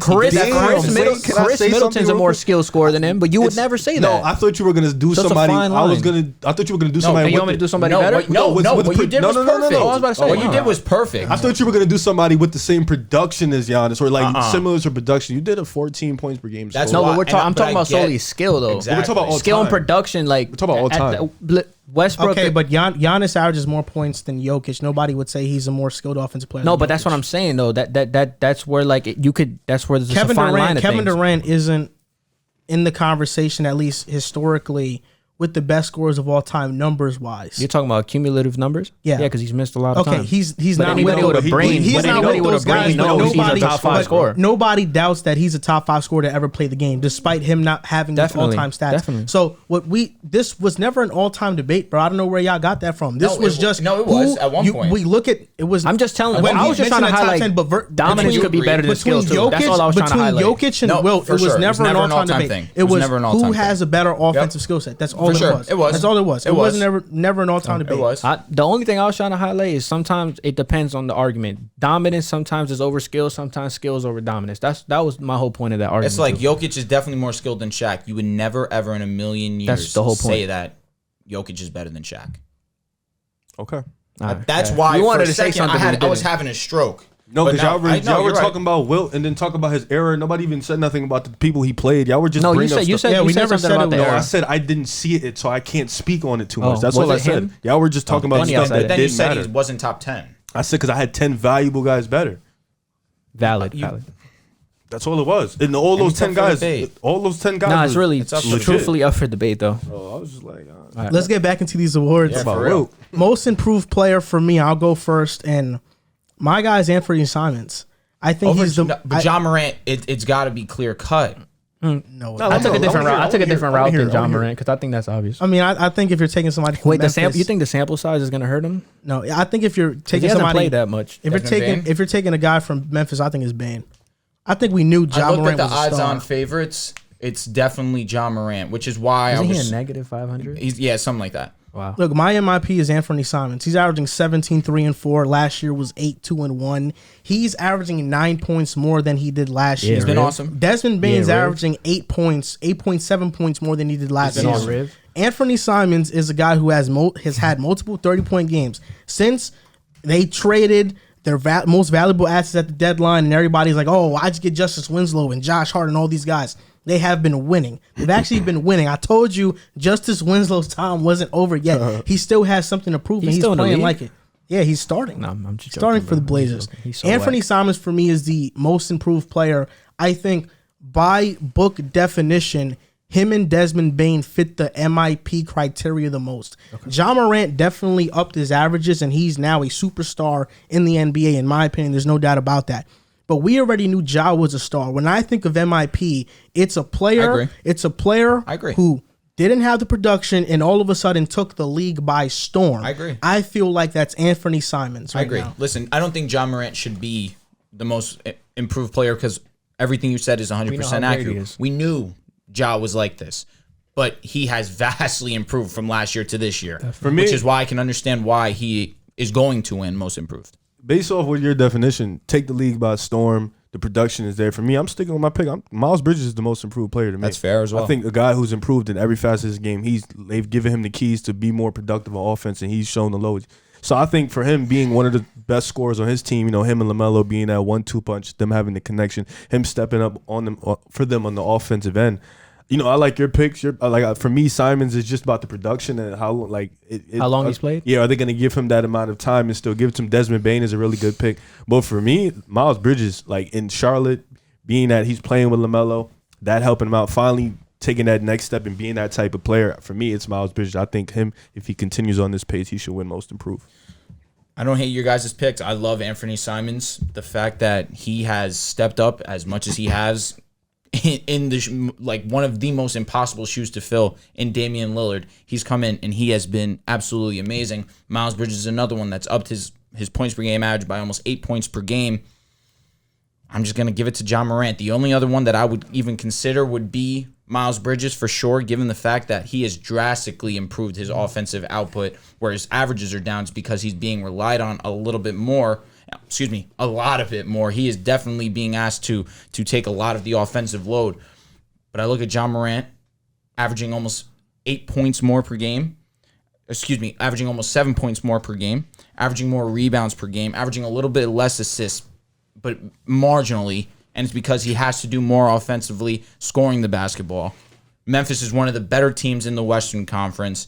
He's been all-world. He went from a star to a superstar, is going to be known globally in a very few years, deserves his own shoe. He is box office, how great John Morant is. And I think the most improved award is justified in this case because he needs an accolade to at least give him some sense of accomplishment at this point in his career, where we saw Zion and we've already granted him this the generational talent of these span of years, him and Luka. John Moran has to enter that conversation too. With the way that he's been playing, the way that he has the Grizzlies in the position that they are currently, you have to give him that respect. Should have went one. Given the injury, I've been standing on that. Hindsight is so crystal clear 2020, but you can't disrespect Zion when he's That's on not the court. disrespectful to say Josh should have went one. I don't think so. To say he could have won one when in his second year he was averaging almost 28 points per game. It's Zion. Oh, 28. I think it was 27 specific. 27, 8 and 5 on 61%. tough. That's crazy. Ja went to the play-in. Won the play-in. And respect to him, no doubt. He's definitely had the more team success. Average 30 in the playoffs. That's what I want. That's the type of dude I want. A leader. He didn't get there yet. He didn't get there. He does have the better team. Memphis? They had the better team. Yeah. They had the better team. I don't think that it's more complete. Not by that much. I think people looked at the Pelicans like they could make some noise. But they're poorly built. That is not his fault. That's FO. Man, 100%. 100% agree. So my pick for most improved player, I'm going to take a little bit of a different route from you guys because I feel like John Moran's a safe pick. I agree with what you guys say, but Brandon Clark. Brandon Clark. For me, it's DeJounte Murray. And I think DeJounte Murray, for me, he's going to be the most improved player in my opinion. He's averaging a career high in points per game, rebounds per game, assists per game, steals per game. He's up to everything in this cat, and he's also an all-star as well. Granted, he got in because of an injury replacement, but if we want to talk about a player who even I was like when I saw when he came off that ACL injury last year was his year, I didn't think that I thought that DeJounte Murray would be around that type of player. Like I was even kind of down talking him because I have a couple friends who are big DeJounte Murray fans, and I was telling them like I don't see it. I don't think this guy can take the next step. But I mean, this year he's averaging 20 points per game, 8 rebounds, 9 assists, and I believe he's leading the league in steals as well. So he's getting it done on both sides of the basketball. His playmaking has drastically improved. His field goal percentage has drastically improved. He's shooting 47%. One aspect of in his game that he could improve is his three-point shooting. It's at 33% on like maybe I think 3 or 4 attempts. So he's showing slight improvements there. And then just another person, just like an honorable mention for me is Darius Garland as well. No doubt. I think that he's upped his scoring, he's upped his assist. He's really efficient. He's a stamped all-star. He was a stamped all-star this year. He's got Cleveland in the playoffs, playing really well. So yeah, my number 1 is probably DeJounte Murray, and my number 2 is Darius Garland. And then another one just like for fun is Tyrese Maxey as well. I think he should get some looks as well.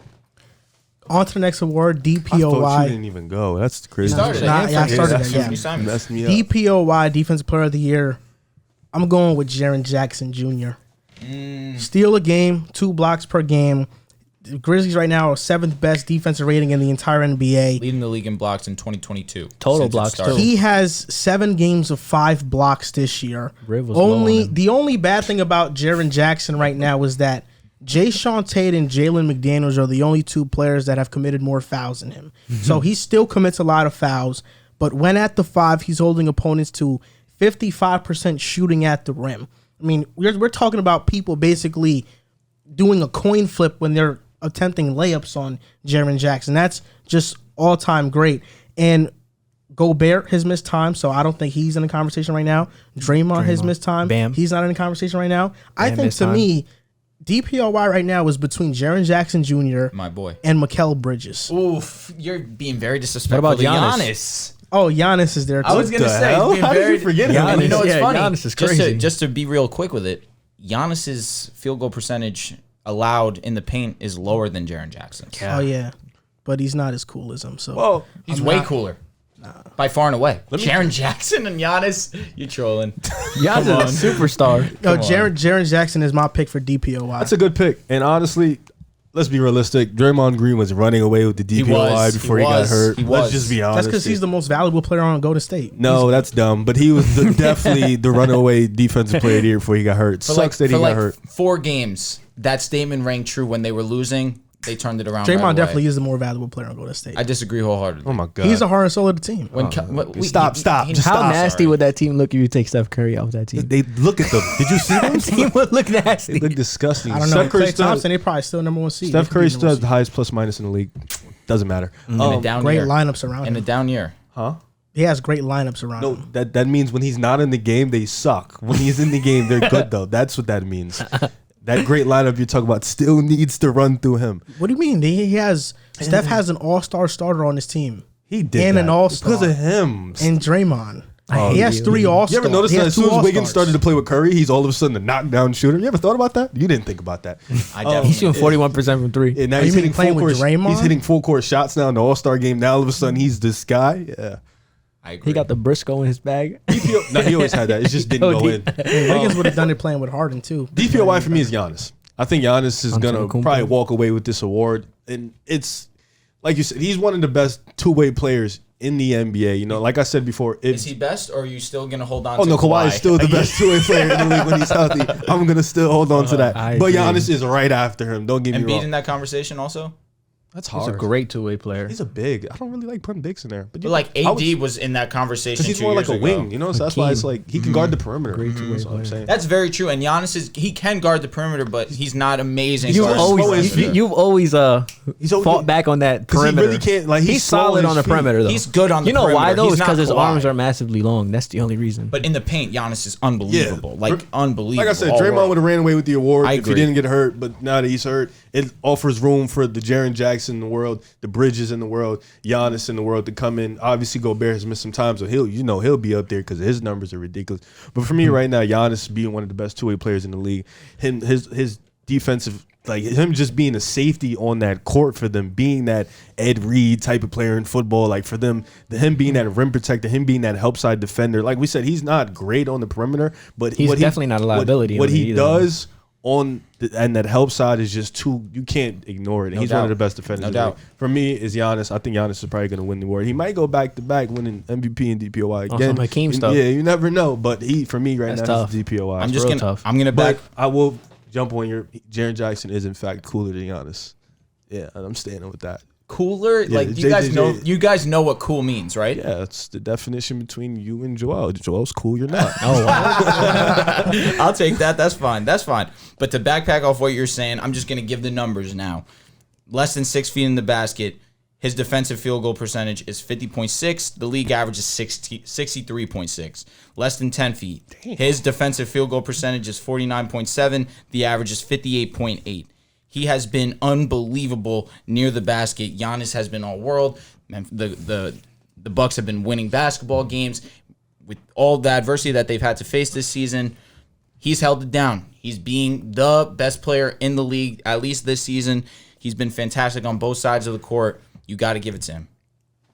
I'm gonna side with Joel. I mean, but I think Joel is absolutely right though, and I'm gonna back He's him up cool. on it. He's cooler than Giannis. Nah, I like Giannis way better. Rip knows that.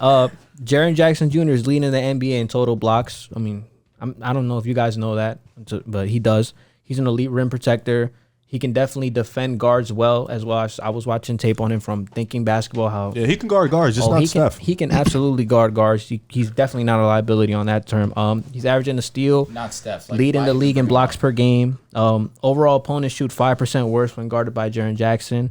And then in the paint, they shoot 14% worse than league average when guarded by Jaren Jackson. So this is a guy who's elevated Memphis. His presence has them in the top 10 defensively.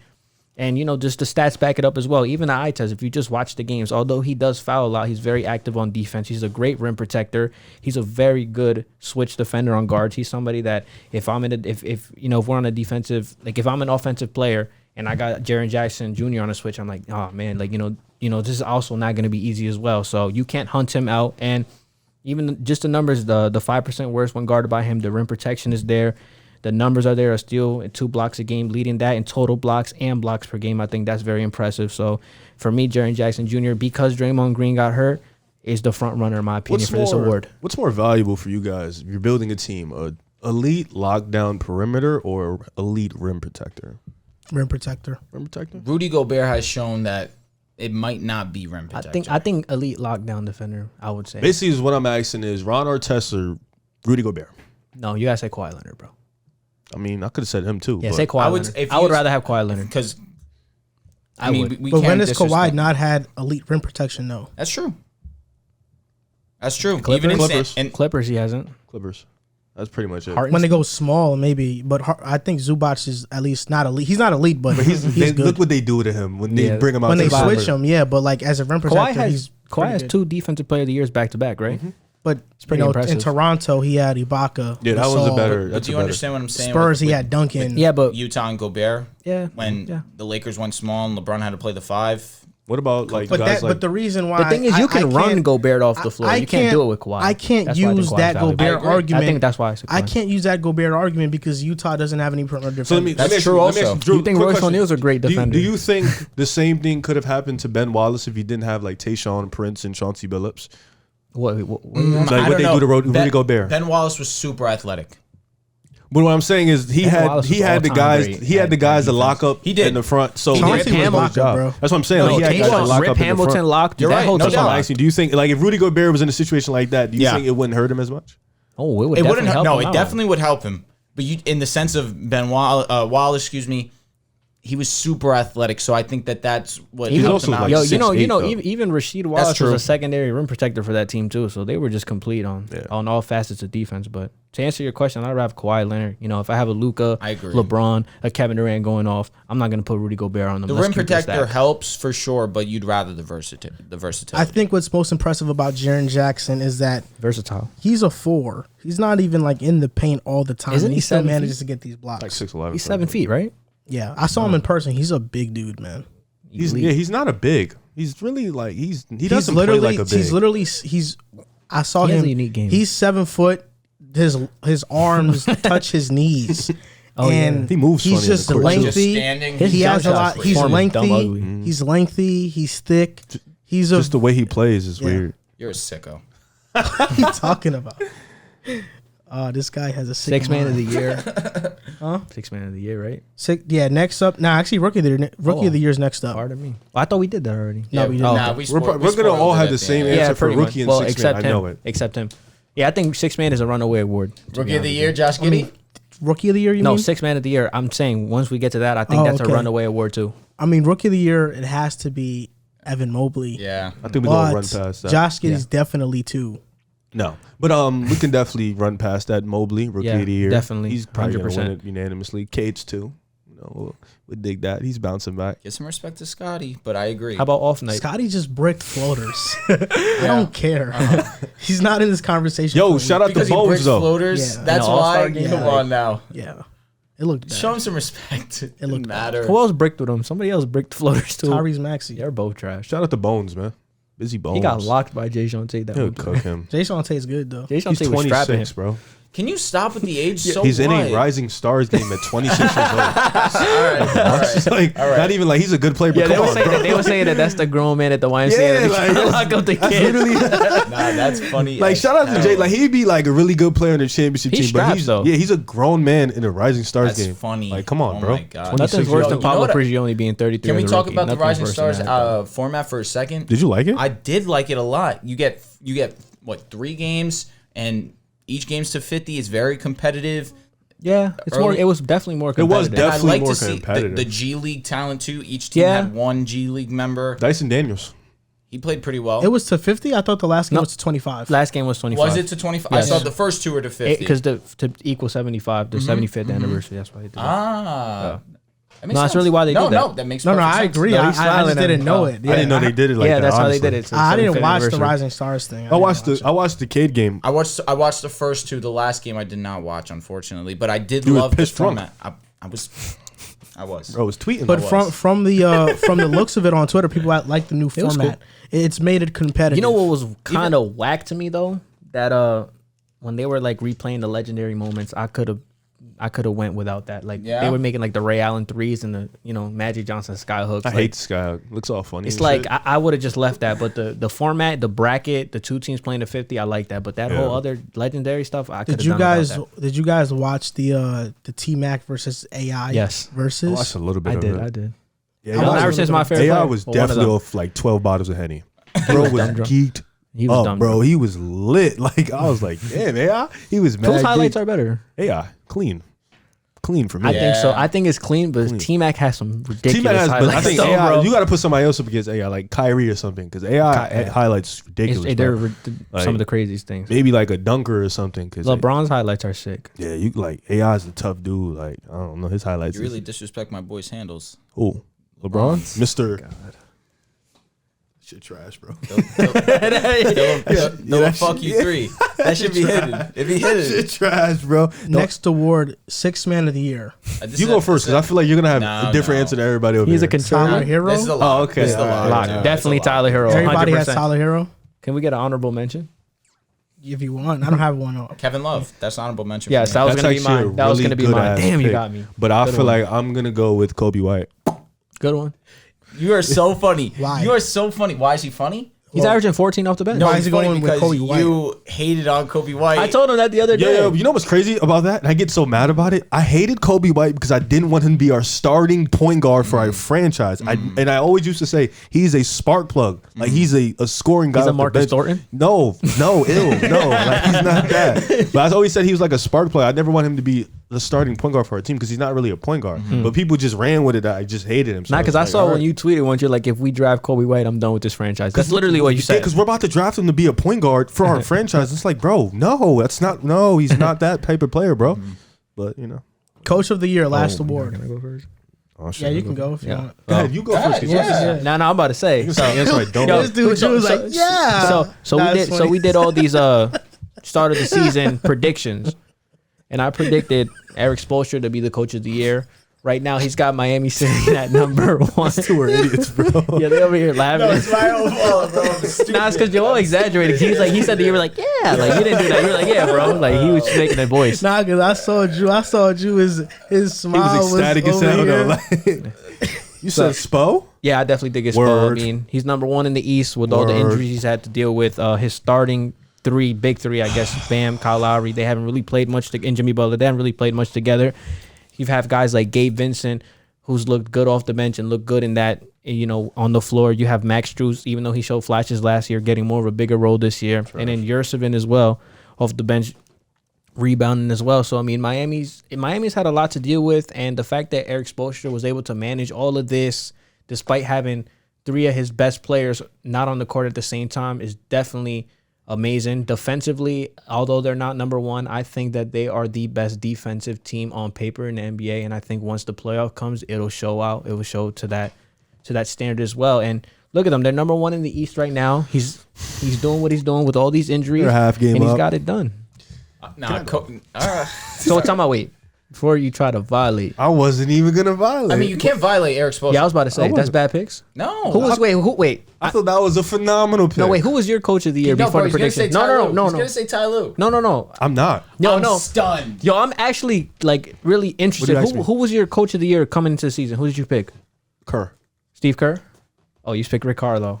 My fault. I wasn't even trying to. That's all right. I think I picked Billy Donovan. No, you That's picked a very- Monty.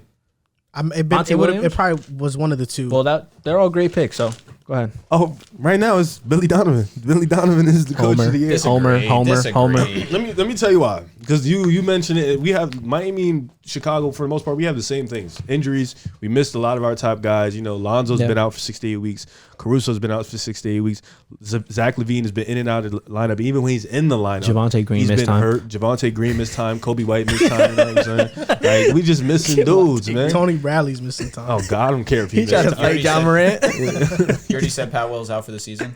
Oh, I didn't need to because that was a good one. I didn't really need to because I was really early in the season. So I'm just saying that's a okay. I can That's say a that. barrier that Big you have to call, go bro. through as well. Yeah. Our starting five without Pat Will, like the starting five without Pat Will, have played 16 games at the up to this point. We have been damaged with injuries, damaged with COVID, and yet and still we're the number 2 seed in the league. We're a half game out of first place. DeMar DeRozan is playing at an MVP level. He's breaking Wilt numbers. So it's like from that's not that big of a deal apparently. Yeah, he don't respect Wilt. we're like I was saying. Can't use that to benefit DeMar DeRozan and then hit him with a backhanded not top 10. You Get literally here. said, "Yo, Lakers fans are gonna shit and violate you because you said Kobe. You're done." Wilt is a Laker also. You know, He's all, not as much of a Laker. As You know, all Lakers. He's not as loved. You know, as all Kobe. Lakers know Kobe is the GOAT Laker, right? Yeah. Okay. I get it. I think it's between him and But Magic. let's be honest, Magic isn't. Magic's Magic definitely has there. said Kobe's the GOAT Laker. Magic's humble though.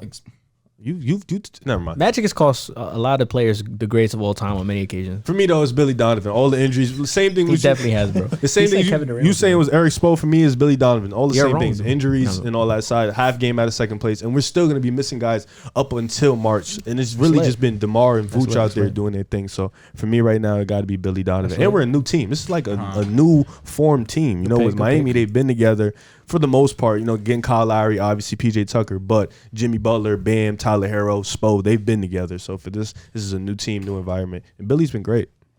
After last season's robbing of not winning Coach of the Year, Monty Williams' time is now. I think Monty Williams, Coach of the Thibodeau Year, won it last year, right? Yeah. Oh my god. Robbery. and it makes it interesting for me too because my number 2 guy would probably be JB Bickerstaff. What the? Given the fact that You're violating right now. Cavaliers have overachieved significantly. Yeah, you're violating OD. 4th right now in the East, have one of the best defenses in the league. Reasons why I lean Monty Williams is obvious reasons. Suns are, record-wise, the best team in the NBA.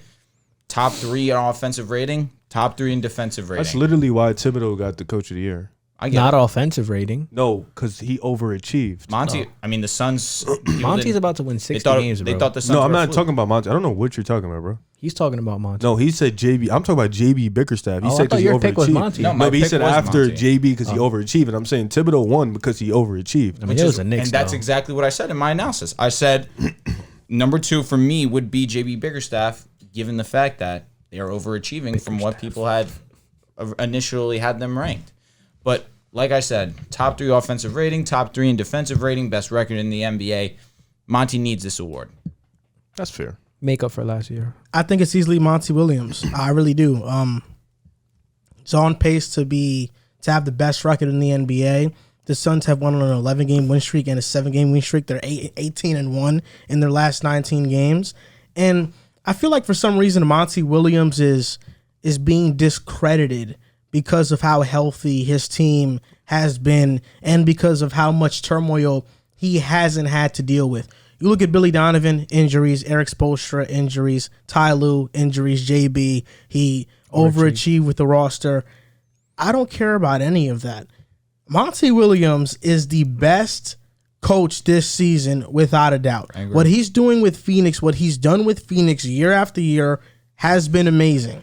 And I think he should be Coach of the Year. We just finished our mid-season award predictions, and before we go on to this week in the NBA, a quick word from DraftKings. Hoops fans, the latest offer from DraftKings Sportsbook, an official sports betting partner of the NBA, is too good to pass up. I'm talking between the legs 360 windmill good. New customers can bet just $1 on any team and get $150 in free bets if they win. It's that simple. If Sportsbook isn't available in your state yet, you can still take your shot at a big payday.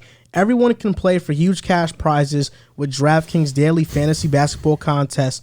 DraftKings is giving all new customers a free shot at millions of dollars in total prizes with their first deposit. Download the DraftKings Sportsbook app now. Use promo code TBPN. Bet just $1 on any NBA team and get $150 in free bets if they win. That's promo code TBPN at DraftKings Sportsbook, an official sports betting partner of the NBA. Now, this week in the NBA, we know that we are in the midst of All-Star festivities. And although this episode is going to come out after all of this stuff ends, let's give our quick predictions on the matchups. So, the Taco Bell Skills Challenge, it's between the Cavs, the Antetokounmpos, and the rookies. Cavs have Jared Allen, Garland, Mobley. Antetokounmpos, it's Giannis, it's Thanasis, and it's Alex. And then the rookies are Scotty Barnes, Cade Cunningham, and Josh Giddey. Who's going to win the skills challenge? Rookies. For me, this is tough because, I'm a Garland fan, Cade fan, but I'm going to rock with the Cavs on this one. Wow. Yeah, I'm going to rock with Garland and them boys. I don't think Giannis and his brothers are going to win at all. Like, I really don't think so. But the Cavs, because them other two, they're not it. But the Cavs, I'm going to rock with them. I think they'll win. I think rookies are very complete. All three of them are complete ball players. And in the skill What challenge, if they that's ask exactly Scotty to what you shoot need. another floater? It's one instance. Take it like He missed like 3 though. It happens. In a brick. It happens. Yo, he was really breaking up floors. He was. He should have stopped taking them. The Rooks are going to win. They have Josh Giddey. Yeah. pretty Cade obvious. Cunningham and Scotty. They have Darius Garland. He's the best player outside But of I Giannis. do have my concerns. Word, I was about to say. And I do have my concerns in his skills challenge with the big man. Mobley got it. No, but Jared Allen also. Yeah. Well, Jared Scotty Allen's- and Jared moved the same way. I'm be honest with you. There's a bunch of big doofy ones. They just move funny.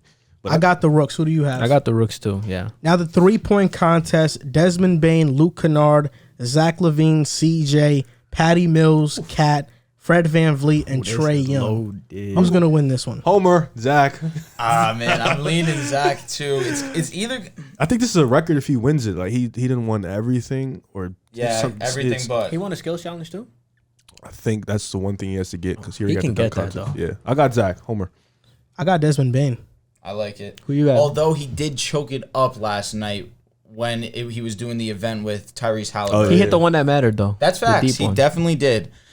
I'm torn between Levine and Young. I feel like Kennard is gonna win it out of nowhere. Yo, bro, I saw. Like he's just gonna He's win not it. my pick. Who's your pick? Patty Mills. Okay. Patty Mills is gonna win. You're a bro. homer. You trying to say me? Patty Mills? Yo, Patty Mills is gonna win. Bro. Yo, any Nick in here? Oh Yeah, wow. the dunk contest right here. Juan Obi. Toscano Anderson, Obi Toppin, Jalen Green, and Cole Anthony. Cole Anthony had a nice off the glass. Jalen Suggs laid it off for him, and Cole Anthony violated. So your pick is Cole? I don't think so. Who are the other three? I'm sorry. Obi, JTA, and Jalen Green. I'm going Homer on the west side. JT is gonna win. Nah, I'm lying. He's I'm going with terrible. Obi Toppin. I think Jalen Green's gonna bring it home. I think I'm gonna take Cole. A serious answer. I'm not I'm picking gonna go JT. Obi Top, and I think Obi Top is. He won't win. Jalen has wanna been like bet? the The Knicks will quiet never rookie win. this Bet you season. I Jalen feel Green and like him are in this the is finals. what he needs to No, really that's a valid bet. get his name with more Why is Juan recognition Toscano behind it. Anderson there? I've Because never he dunked on JaVale McGee and it was actually really He fire. went Yeah, crazy. it was crazy. I didn't know he ain't could gonna jump high. lie. Nah, it was Nah, he violated. did. I didn't know he could jump high, bro. So your pick is who? for the dunk contest? No, Obi. You're Obi. Okay. So you got Jalen Green. We got Obi. Cole. You got JTA. No, Cole, I lied. Okay. You Nah, have you Cole. said JTA, bro. Nah, I lied though.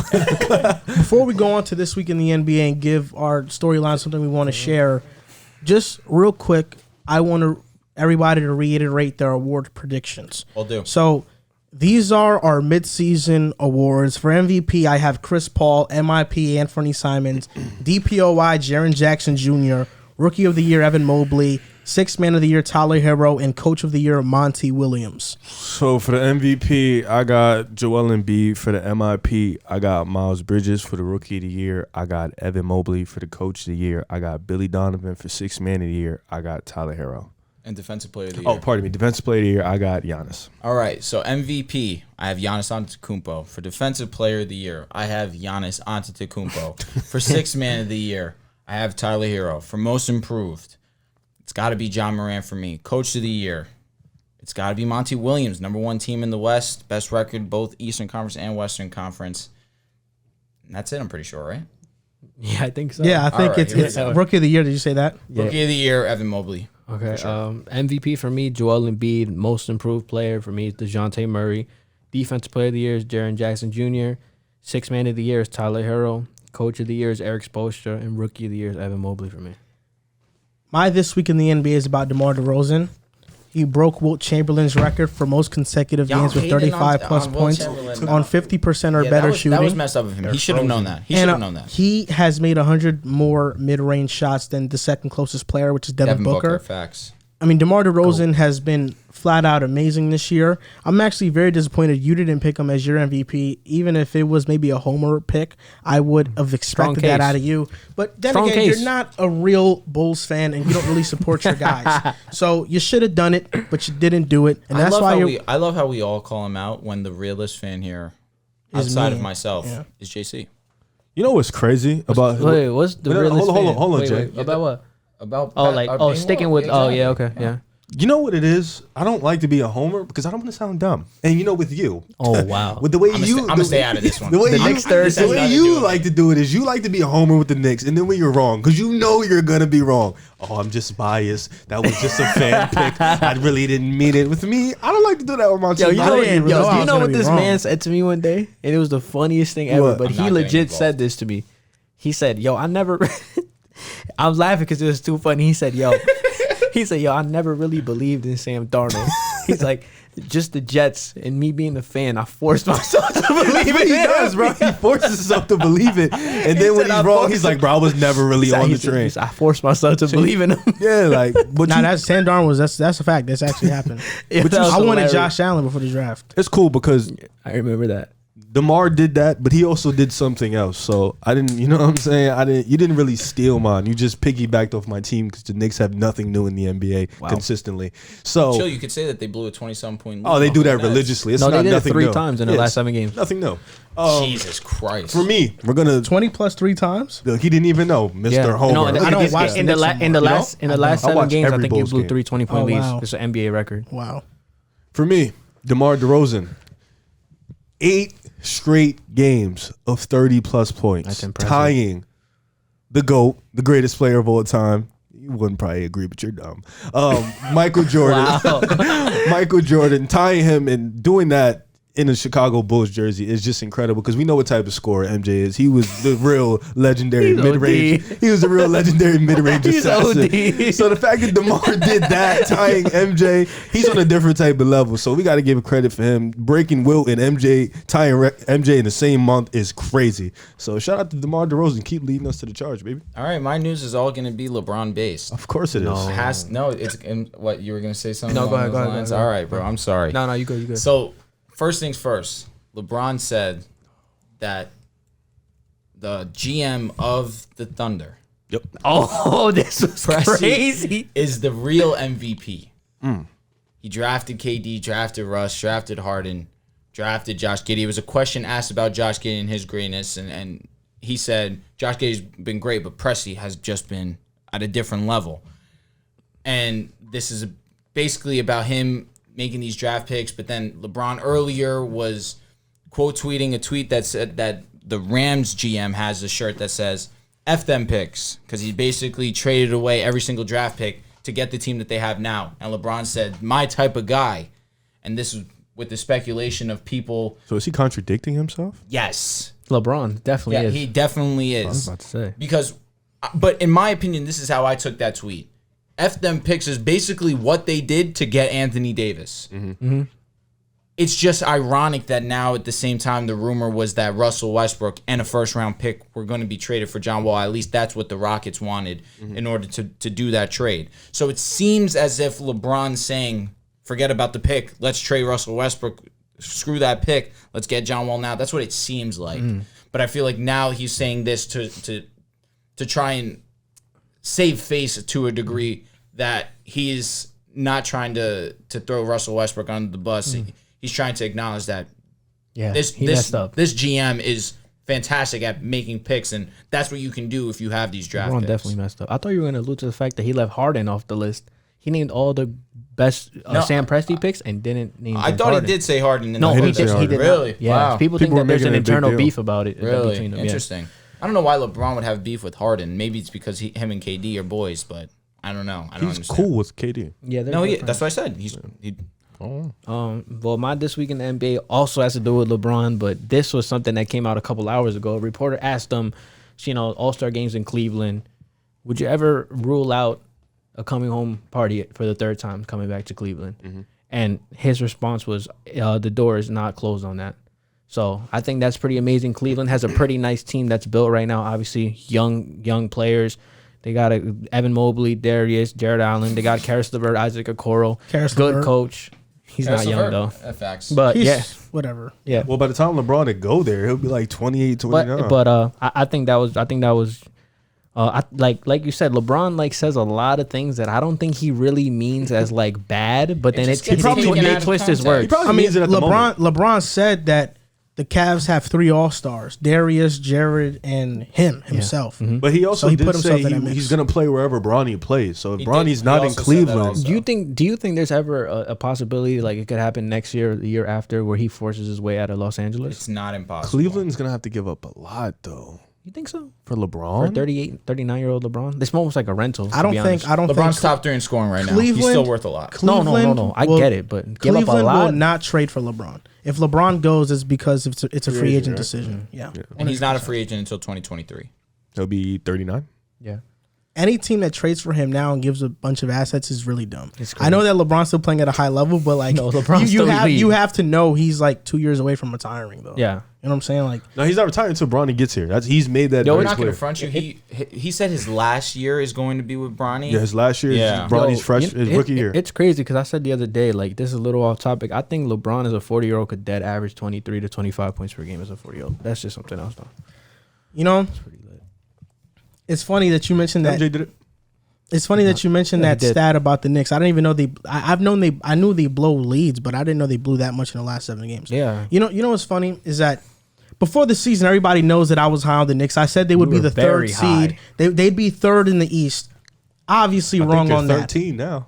20 games in though, I emphatically said I'm out on the Knicks. I think the season is over. To the point that Emmanuel quickly commented and said there's still a lot of season left. No, I remember that. Well, what about now? We're already at the All-Star break. The Knicks still suck. He commented? And- Yeah, he did. He did. And this is the thing.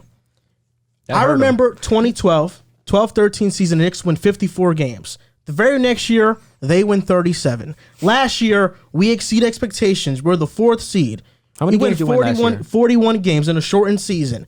Then this year, we're at 25 games. We've blown multiple leads. We lost to OKC, which is a rebuilding team. Shout out to Josh Giddey. We lost to the Portland Trail Blazers, which is a rebuilding team. Tom Thibodeau's stubbornness to not play our young players when it's clear our veterans are not getting the job done is pretty dumb. All season long, the net rating of Kemba, Fournier, RJ, Randall, and Mitch has been horrible all season long. He hasn't thought of changing their lineups whatsoever. Now RJ's hurt. Julius Randle's playing fantastic, but the Knicks are still losing, and it's because of bad rotations by Tom Thibodeau. He has an obsession for Alec Burks, too. Alec Burks is a player who's really good, but is playing out of position because Tom Thibodeau wants him to play point guard when he's not a point guard. Tom Thibodeau, I don't know how this can happen. You're the coach of the year, and you drop off this bad. In the playoffs, he got exposed. His defensive scheme got exposed to the T. And offensively, he doesn't have an offensive scheme. Tom Thibodeau, I don't want to sound too reactionary, but it seems like he should be on his way out of New York after the season.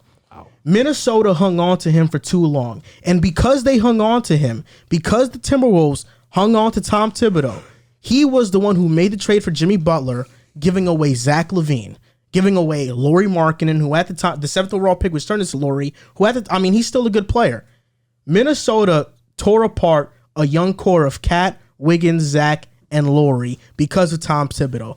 And because he wants to win so bad, I have a fear that he can do the same thing with the Knicks. The Knicks are clearly a team that overachieved last season, that weren't good enough to do it again, to repeat that same season, that is clearly thirsting for a star. Right now, us losing is the best case scenario because we can get one of those star players in the draft, and then we'd be a far better team. But I think right now Thibodeau is just doing such a piss poor job, and I wouldn't be totally opposed to him being fired. And truthfully, the RJ injury could have been avoided. Against the Nuggets, you guys are down 15 in garbage time. You're still running RJ out there, and he hurts his ankle. Another thing, too, like, do you even trust Tibbs to work with that rookie, that star rookie, whoever you get next year? Like, I think he should be gone regardless. I don't know why. Deuce McBride is clearly a better player than Kemba Walker right now. Clearly. You should play all young players. We don't play Deuce McBride at all. He's still in the G League, and he's dropping 30. Why y'all still playing Taj Gibson? He's dropping 30 Thibodeau's points, triple trying to doubles. keep his job. They're still playing Taj Gibson. He's dumb whack, bro. Yo. Thibodeau's trying to keep his job. He's And not he's keeping doing a And bad job. He's doing a bad job. I mentioned it a couple minutes ago. I stopped watching the Knicks this season. It's not good basketball. Not only do I have YouTube TV, by the way, so I don't have MSG. But so that means I have to go out of my way to watch the Knicks play. I'm not going out of my way to watch this trash team. The Knicks suck right now. They are one of the worst, like just from a watching experience, they are one of the worst teams to watch in the entire NBA. I have a league pass subscription. You best believe if another team's at the 7 o'clock slot, if it's the Hornets, I'm not watching the Knicks. I'm watching the Hornets. If it's Memphis, I'm watching Memphis. Sound like Stephen A. Would you watch the Kings over the Knicks? No. No. They suck. I was about to say. No. The Knicks have been so disappointing this season. I stopped watching them, and I'm not going to watch them again this year. I think this season's pretty much over. The writing's on the wall. Are you done with them? For this season, absolutely. No, I am. in the long run? No, that's my team. I will never be done with the Knicks. But I'm done with them this season for sure, though. So your team this season's Philly. Wherever Harden go, he go. The team I have hope in, absolutely, it's Philly. Good answer. Absolutely, it's Philly. Great answer. But I have more teams. Like I would love for the Suns to win a championship. I'm very invested into the Heat. I think they're the best team in the East outside of Philly.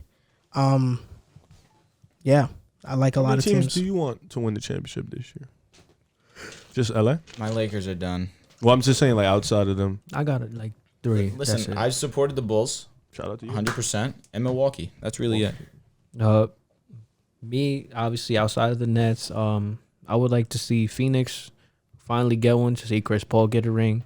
Yep. And another one that I would like to see is Miami. Okay, that's good picks.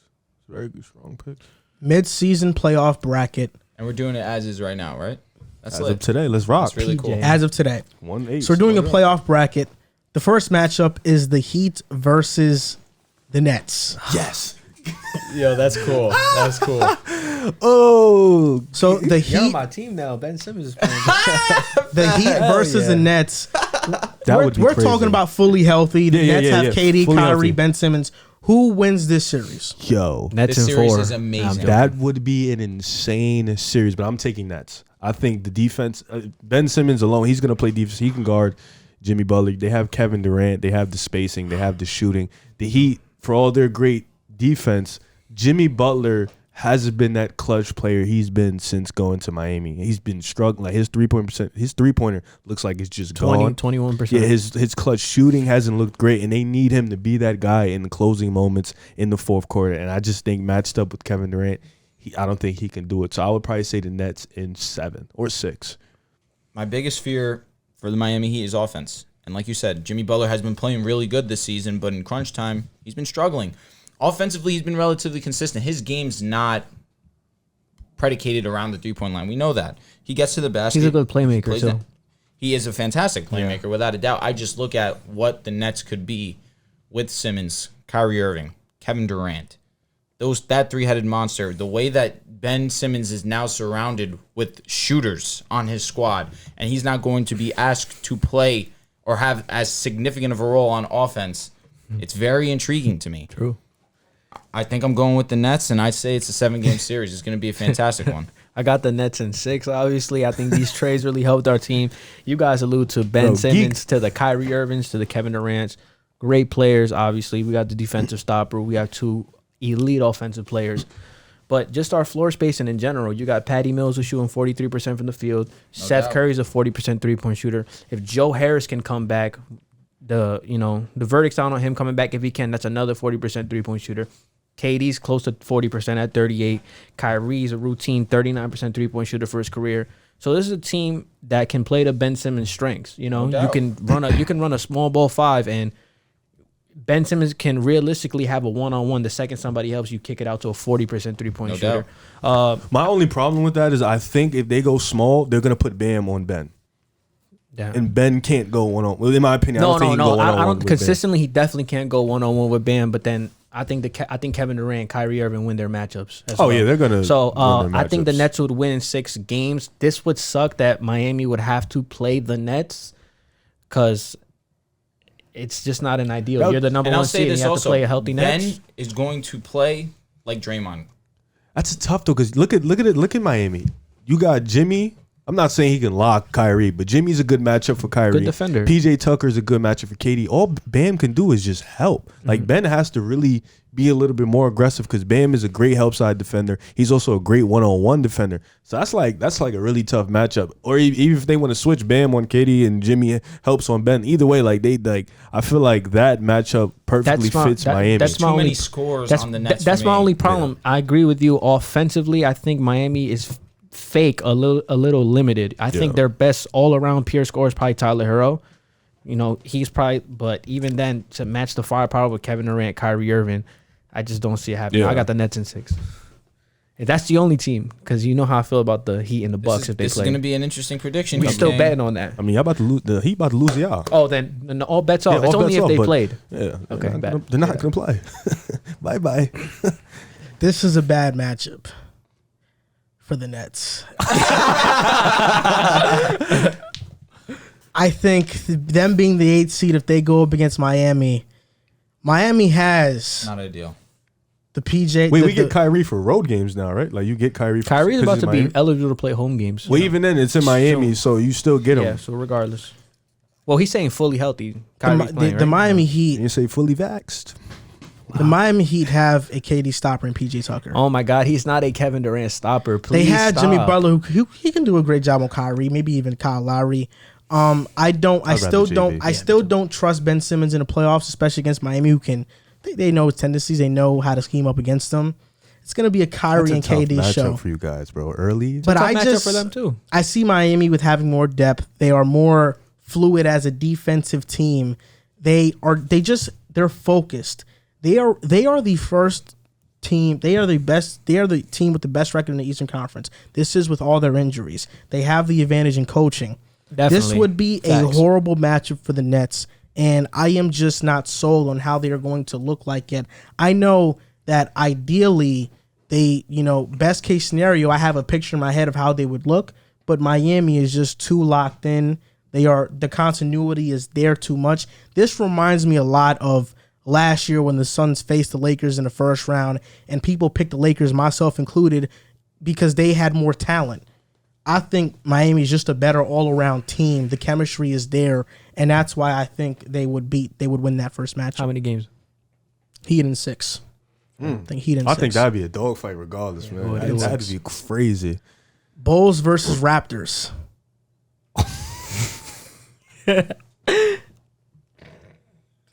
Bro. I'm guessing you have the Bulls. Raptors get 1. Bulls in 4 strong, hard, contested games. Okay, I respect that. I think every game comes down to the wire. I think Toronto better hold DeMar, don't choke. And doesn't really, even if he chokes, it's Toronto. I think Toronto, I've been a fan of them this year. I think they'll make the playoffs. I've stood on that. But I just think they're by that time, their guys are gonna be run down to the ground. Their starters play so much in so many minutes. Yeah, and they don't have a bench. And when it comes to the fourth quarter, I just think we have better guys. DeMar, Zach LaVine, they are good defensively. They're a good matchup for us. But with all our guys healthy, I think we really get it done. I think it'll be 4 really good games, maybe 5 really good games. But I don't think any game would be a blowout. I think every game would come down to the wire. But I think we beat them in 4, maybe 5. If we're talking a healthy Bulls team, I'm a little bit more on the side that it'll go 5, but there'll be a game or 2 where the Bulls blow them out. The Bulls are at 100%. They're fantastic.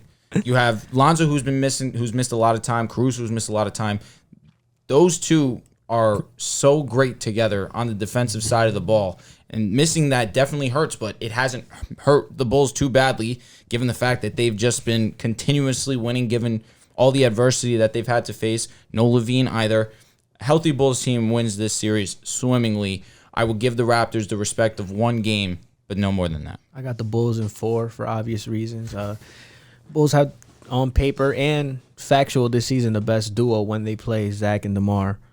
Defensively, when they get Lonzo Ball, Caruso back, I'm looking at Toronto's backcourt, Fred VanVleet, and I think Gary Trent. Yeah. I think those are guys that the Bulls backcourt could easily handle, and that's the Achilles heel of that team, to be honest.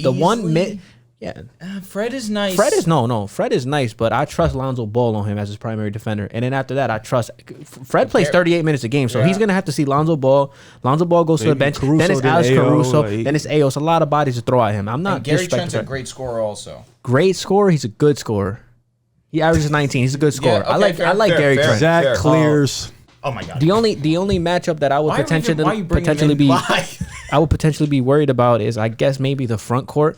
I don't Vooch think has to dominate. That Vooch has to matchup. dominate, but I don't think that you guys really have anybody that's going to stop Pascal Siakam, to be honest with you. I really don't. I think that's a mismatch. But I agree. I agree with you. You know, I think the Bulls have the better bench. I think they're better coach per se, even though Nick Nurse is a solid coach as well. But yeah, I think the Bulls win this in 4 games. I think it's a sweep. I look at Toronto and I feel like they match up very well against Chicago. I think OG can do a great job at limiting anything DeMar DeRozan can do. I forgot about him. Good one. I forgot. You think so? I think you have a guy like Fred VanVleet Bulls who in can 5. shut down Lonzo. And Scotty Barnes. You put him on Zach LaVine, it's not going to be a great day for Zach. And Pascal. No. DeMar averages 30 No. You're not going to do that to Gary LaVine. Trent's a good defender. You're not too. going to do that to LaVine. I'm just joking. I have the Bulls. I think I have the Bulls in 5. The Raptors just don't have a center, so I don't really think the matchup versus Vooch is favorable. Boucher. They got Thad Young to try to fill their center void. It's not going to work. So I just think this is a bad matchup for them, but I think it would be a hard-fought, competitive series. Vooch has been killing lately. Finally. He's been You going never want to give him crazy. credit. You know Dante, never. Now, Sixers versus the Celtics. Never. It's because you don't watch this. That's why. That's No, a- you that's a guys. great No, series I'm also. talking about you guys giving him credit. You guys don't. You and Odante never give him. I'm not- You I'm not- you've been acknowledge harsh all on his Vooch downfalls, Because he's missed Yeah, like don't open praise hook his, shots. what he's Yeah. played. Why would I though. give a He's guy? been playing really well, But bro. why would I give a guy credit because he's making open hook shots? You should give him Honest to credit God. because he's Nah, but he's getting been better eating as the lately. season goes He's on. been eating lately. He has been eating Yeah, lately, yeah. but I don't want. I'm not And gonna. he could take your I'm team to fine. another I'm level fine if with he that. can eat that Yeah, well. but see, you like to give guys credit because they play good for 10 games and play bad for 30. I'm He's not doing averaging that. 18 and 12 on the season. Yeah, but I know that's like underwhelming, but he's not bad and he's getting better. And That's our especially whole for point. the number 3 role on the That's team. our whole point, bro. Number 3 option, excuse me. Yeah, but his 3-point percentage has dropped. His mid-range percentage has dropped. He's been playing good lately, No, but I for want to sure. see that. Shout I out wanna his see failures consistency. and with wish for you. his accomplishments. That's what it is. I want to see the consistency. You know what I'm I saying? agree. I He's don't done. wanna- He's I been don't doing it for wanna- I 15 wanna to 20 see when- games now. I want to see when all of our guys are back I and he agree. becomes that dominant. agree. player. That's what I want to see. I don't want to give him credit took him a long he's time, cooking but- OKC. I don't want to Okay, see that. who would win, Sixers or Boston That's good. in a series? That's good. Give me Sixers and 6. If Harden is healthy, and if if Harden is healthy and Harden is 24 and 12, I'm taking the Sixers and 6. I think Embiid, the dominance he's been on, I think he's been amazing. I like Tyrese Maxey. You know, I think he's been a gem this year. And don't get me wrong, I'm the only guy over here who has Boston getting in. I like Boston, good team and all that. Well, but what I are you just talking about, bro? But I Roll just, in on the Celtics. yeah, but I just think Philadelphia. I think Matisse Thybulle, he can. I'm not gonna say he's gonna lock up JT Bro, and he's been JB. awful but- on offense. Well, he's not an offensive player, He's but I think unplayable but on I think, offense. well, Ben Simmons was too. But I think Do you defensively, want a part 2 of that? I think defensively, he'll be great. But the one thing I liked about the Boston and the Philly game, I liked what Udoka did was he had Marcus Smart and Jason Tatum play as a safety. And they was guarding Matisse, and they just wreaked havoc everywhere. They just was a safety because you don't have to guard him so much. So I think that is a great matchup for Boston because I think they can do something similar to that. But I just look at James Harden. I look at Embiid, 2 best guys on the court at all times. I think that duo is going to be amazing if Harden is healthy and he's playing the right way. So I got Philly in 6. I think it'll be a fantastic series. I feel the difference maker for me personally is Joel Embiid. They don't have a big to defend him. It's that simple to me. Robert Williams. Joel Embiid. Rob Williams is Williams really good elite, though. He definitely He's really elite good. defensively. Yeah, yes. he is. Yo, What oh are you my God, talking yo, about, bro? you have to give me credit for that. Because What you do you was mean? like, we had a conversation about Robert Williams. You was like, You are he's a high on bench him. player. And Yeah. I was like, no, bro, he's really good. And When was this conversation? this was probably Nah, Robert 2 years years ago. He's 2 years legit. ago or early last year. He's legit. If it was 2 He's a years ago, superstar. I don't But doubt he's that. he's not. that happened. He's a superstar. He's not stopping Joel Embiid in a 7-game series. I Hell just no, think he's too small. that's the case. He's 6'9", bro. I agree with what He's really, like Ben Wallace though. No, Not a bad comparison though. Ben Wallace was like 280 strong. Yeah, bulk, way bro. better He ain't- defensively, he ain't but But Ben you're right. Wallace. You're right. But they also have Al Horford though, who did a great job. he on him. has a history of playing really good defense It's a against new Joel Embiid, Embiid. bro. It is a new Embiid. This Embiid's And the unstoppable. No, he really is. And I agree with what you're saying, but I feel like the X factor is going to be Joel Embiid. I feel like the X factor is James Harden. Yes, it has to be. You made that move to take him. No, to a I championship. understand what you're saying. I just feel like matchup wise, Joel Embiid should eat even if more so. They can, even if they do manage to neutralize Embiid, Harden has to be like, he's the one guy they shouldn't be able to neutralize. I feel like him being 1-on-1, they shouldn't be able to neutralize. So I feel like it's more Smart and Jaylen Brown. It's more likely they neutralize Harden. Yeah, that's what I'm saying. They have Derek White, Marcus Smart, Tatum, Brown. We're talking about your MVP, and I don't mean that like in a negative way. We're talking about someone who has been visibly unstoppable. I've seen Harden average 35 on the Golden State Warriors. They're the best defense in the league. So it's like, how long ago was that though? That's true. That was a minute ago. That was a minute ago. But then Harden played Boston last year, and he was pretty great. But you think Philly wins this series, and how many years? It'll be a dogfight, given the fact the Celtics defensively have been one of the better teams of late. They have been the best so far, for sure. I think last I checked, they were 10th in defensive rating. They're one. No, in defensive rating, moved to one. They're not one. They're two. No, they've been one for a certain span of games. No, they're now officially one. They're ridiculous on defense. Are you serious? They have the best net rating in the Eastern Conference, I believe. Their January was really like they finally are winning the game. They're two. They've jumped. Yeah. But for the sake of the playoff bracket, so you have Philly. Are you changing? No. I'm taking Philly. It's a 7-game series, but I have to give them. Yo, that is insane. That in a matter of like 2 games, they've won from 10 to Philly. second. I'm going Philly in 7 for sure. And Joel Embiid's going to. I'm going Boston in 7. Ooh, I think Boston upsets them in the first round, and I'll say why. Is this more because of your Harden? No. Okay. No, I think Boston matches up really well. I hate him though. Boston matches up really well. I mean, they have the defenders. A fat lazy loser. Fat lazy quitter. Fat lazy quitter. Going crazy on him on Twitter. I hate him, but he betrayed us, bro. But anyway, that's fandom and feelings aside. I think Boston upsets. I think Boston has just been ridiculous defensively. Jason Tatum, now they're going to have Jaylen Brown healthy in the playoffs. They didn't have him healthy last year against Brooklyn, albeit that probably would not have mattered. You get Jaylen Brown back. You get Jason Tatum, who's been on a tear. And then you have the number 1 defense. I think they have what it takes to neutralize James Harden and then the supporting cast. I think you let Joel Embiid eat. Well, you can't even let him. It's a given. He's going to eat. But I think the complementary players, I think them losing Seth Curry, them losing a backup center in the playoffs. Doc Rivers is iffy in the playoffs as well. I think that's going to really come back to bite them. And I think it'll be a hard-fought 7-game series. But I actually think that Boston is going to pull this upset. I really do. You think they pull Game 7 in Philadelphia? Yes. One of the tougher environments? It happened last year. It did. It's not out of the realm. Boston's been That's true. That's very true. Boston has been that amazing, bro. They have been. I can't knock them. Yes. I have a problem with this. And the reason why I have a problem with this, I'm actually, okay, I like that you guys picked Philly. That's cool. You guys know I like Boston a lot. And before the season. You don't. No, you said they were going to make the playoffs. It's a whole bit out. It literally zoomed into you and said, Boston's not making the playoffs. Like they're done, bro. Yeah. Yo, when I'll say this. You said that like 5 games in. This season, he's like, Boston's done, bro. Boston, as of recently, I mean, they've impressed me a lot. I see the new culture change within their team. I think, the alarms I sounded at the time that I said that, they were definitely warranted. They look like complete garbage. Well, they did. But now they are looking like one of the more disciplined teams in the NBA, and that was not the case early in the season. They are my dark horse to make the Eastern Conference Finals. But this is a matchup versus the team that I think is going to make it out the East. So I don't know if I can pick Boston in this series. I think they do have the personnel to match up with Philly very well. But we look at Harden. Their offense you look at Harden. You look at Embiid. We have to stop acting. We have to stop acting like Philly is just Harden and Embiid, because Tobias, as a number 3 on the team, can be the 3rd best player on the championship team. Tyrese Maxey is a really damn good player. He's been awesome. Matisse Thybulle, one of the best defensive players in the league, and even off the bench, Niang is a knockdown shooter. Korkmaz is a knockdown shooter. I'm saying this as someone who thinks Philadelphia's going to win. Thybulle could get exposed for the fact that his offense. No, he will get exposed. There is no he could. Yeah. Defensively, he's going to make up for it, but offensively, he will get exposed. They're going to leave him open. And it's going to be up to Doc Rivers to figure out how to scheme around that. He didn't do it last year. He's on the list of top 15 coaches ever. As that level, you have to know how to scheme around players like that. So I have Philly in this series, but I have a gripe with this guy. How many games? How many games?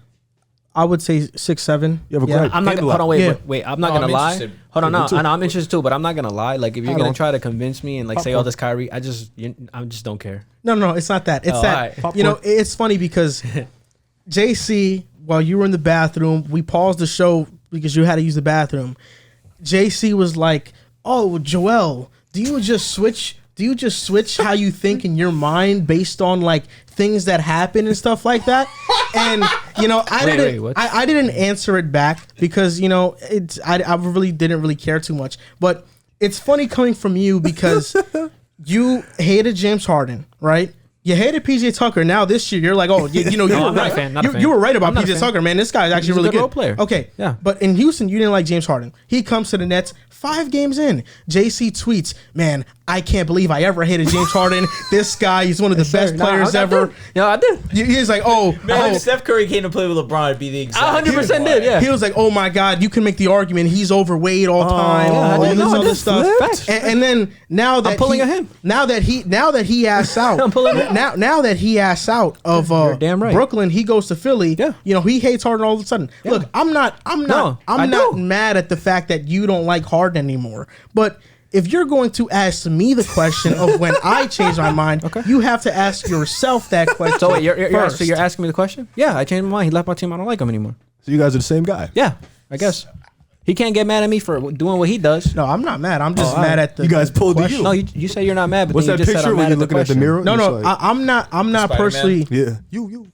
But you could agree. Not Steph Curry came to the Lakers, you'd go crazy. If Kevin Durant went to the Lakers, you'd go nuts. Stop lying. Stop lying. Stop lying. Stop lying. Stop lying. Stop lying. I'm You'd not say instant champions. Don't front. Nope. I'm not personally mad, but I would say I misworded myself. I wasn't mad at the question. I was taken aback by it because I'm like, this guy just switched his stance too. Yes, sir. Damn right. Got a bunch of flip-flops over there. You had to pick and choose when you were going to do it. Oh, no, when he's on my team, anybody. I didn't like Ben Simmons. That's another thing. I'm going to be a big Ben because he plays for my team now. That's what we do over here. We don't flip-flop on different teams like this guy. We stay. What team did I flip-flop on? You guys are suckers. It was Houston one year. I mean, it was Philly this year. You literally just flip-flopped on You were on Brooklyn. Wait, now you're on Philly. Hold up. I was with Houston. I was with Philly. The common denominator is James Harden. Yeah, no. But here's the thing. Yeah, you were out teams. on Harden for a week. There was a week. You switched sides. You said, I like the Nets side of this better. But can we all keep it 100 though? Let's all keep it 100 though. He flip flops way more than I ever have in my life. Oh, 1,000%. I make more takes. Okay. I don't know. This thing. If LeBron came to my team, bro, all really power to be you. You make excited. more takes. Power to you, bro. This is the thing. This is the thing. James Harden didn't handle the situation the best, and I'll admit that. I still don't like how he handled the entire situation. Still your dog, though. Right now, James Harden, his stint in Philly is extremely important to how we look at him in his career and his legacy.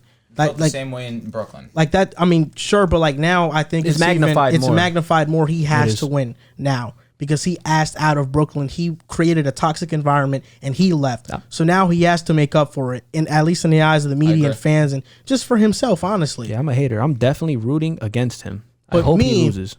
I have been picking whatever team James Harden has been on to win the championship for the last 5 years. And you've lost every time. Every single time. What that means is that even as low as I am on James Harden, as I was a couple weeks ago, criticizing him for his decision, I can't give up now. You want to know why? Because I can't. The 1 year where I say, you know what, Harden, I'm out. He wins it. And this, right now, he has a chance to win it. This is Joel Embiid's the best player he's ever played with. The best co-star he's ever played with. At least while he was in his prime. Yes. Facts. Who's trying to say? Kevin Durant? No, he's talking about when James Harden was the guy, bro. Pardon me. Chris Paul. You said his best. Embiid is better than Chris Paul. Come on. Obviously, Chris Paul impacts brother. No, they fake. I mean, well, we can't really because they didn't go through the playoff run yet, but they fake accomplished more with Chris Paul and James Harden. But he's saying he's like in terms of individual, Embiid is better than Chris Paul was at that time. He was. Okay, Embiid no. That's what he's saying. Facts. Embiid. That's what Joel said. Yeah, that's what I'm saying. That's fair. But you have Chris Paul as an MVP candidate too, though. But think about but he was an MVP candidate in Houston. Just think about how Chris Paul elevated James Harden. We're not about to sit here and debate this. James Harden was the best player. I understand what you mean. Talent-wise, Embiid, yes. Wait, but like, hold up. Like what? Embiid's better, bro. I hope he's not saying what Wait, you said Chris Paul elevated James Harden's game? They both elevated each other's game for sure, but you think so? Yeah, really? Definitely, yeah. What's wrong? Chris Paul went out. They lost both games. Chris Paul clearly was essential. But to what did he do Rodgers to was doing. elevate Harden's game? He relieved him of the playmaking duties that he was doing the whole entire time. Elevating his That's game. helping him. Yeah, that's I don't think that's helping him That's not focus. elevating his game. That's That's helping making him him a focus. co-star. That's helping him focus more That's on the not scoring. elevating. That's just helping him. That's what a To me, co-star Oh, does. I'm saying help. Oh, you said elevated?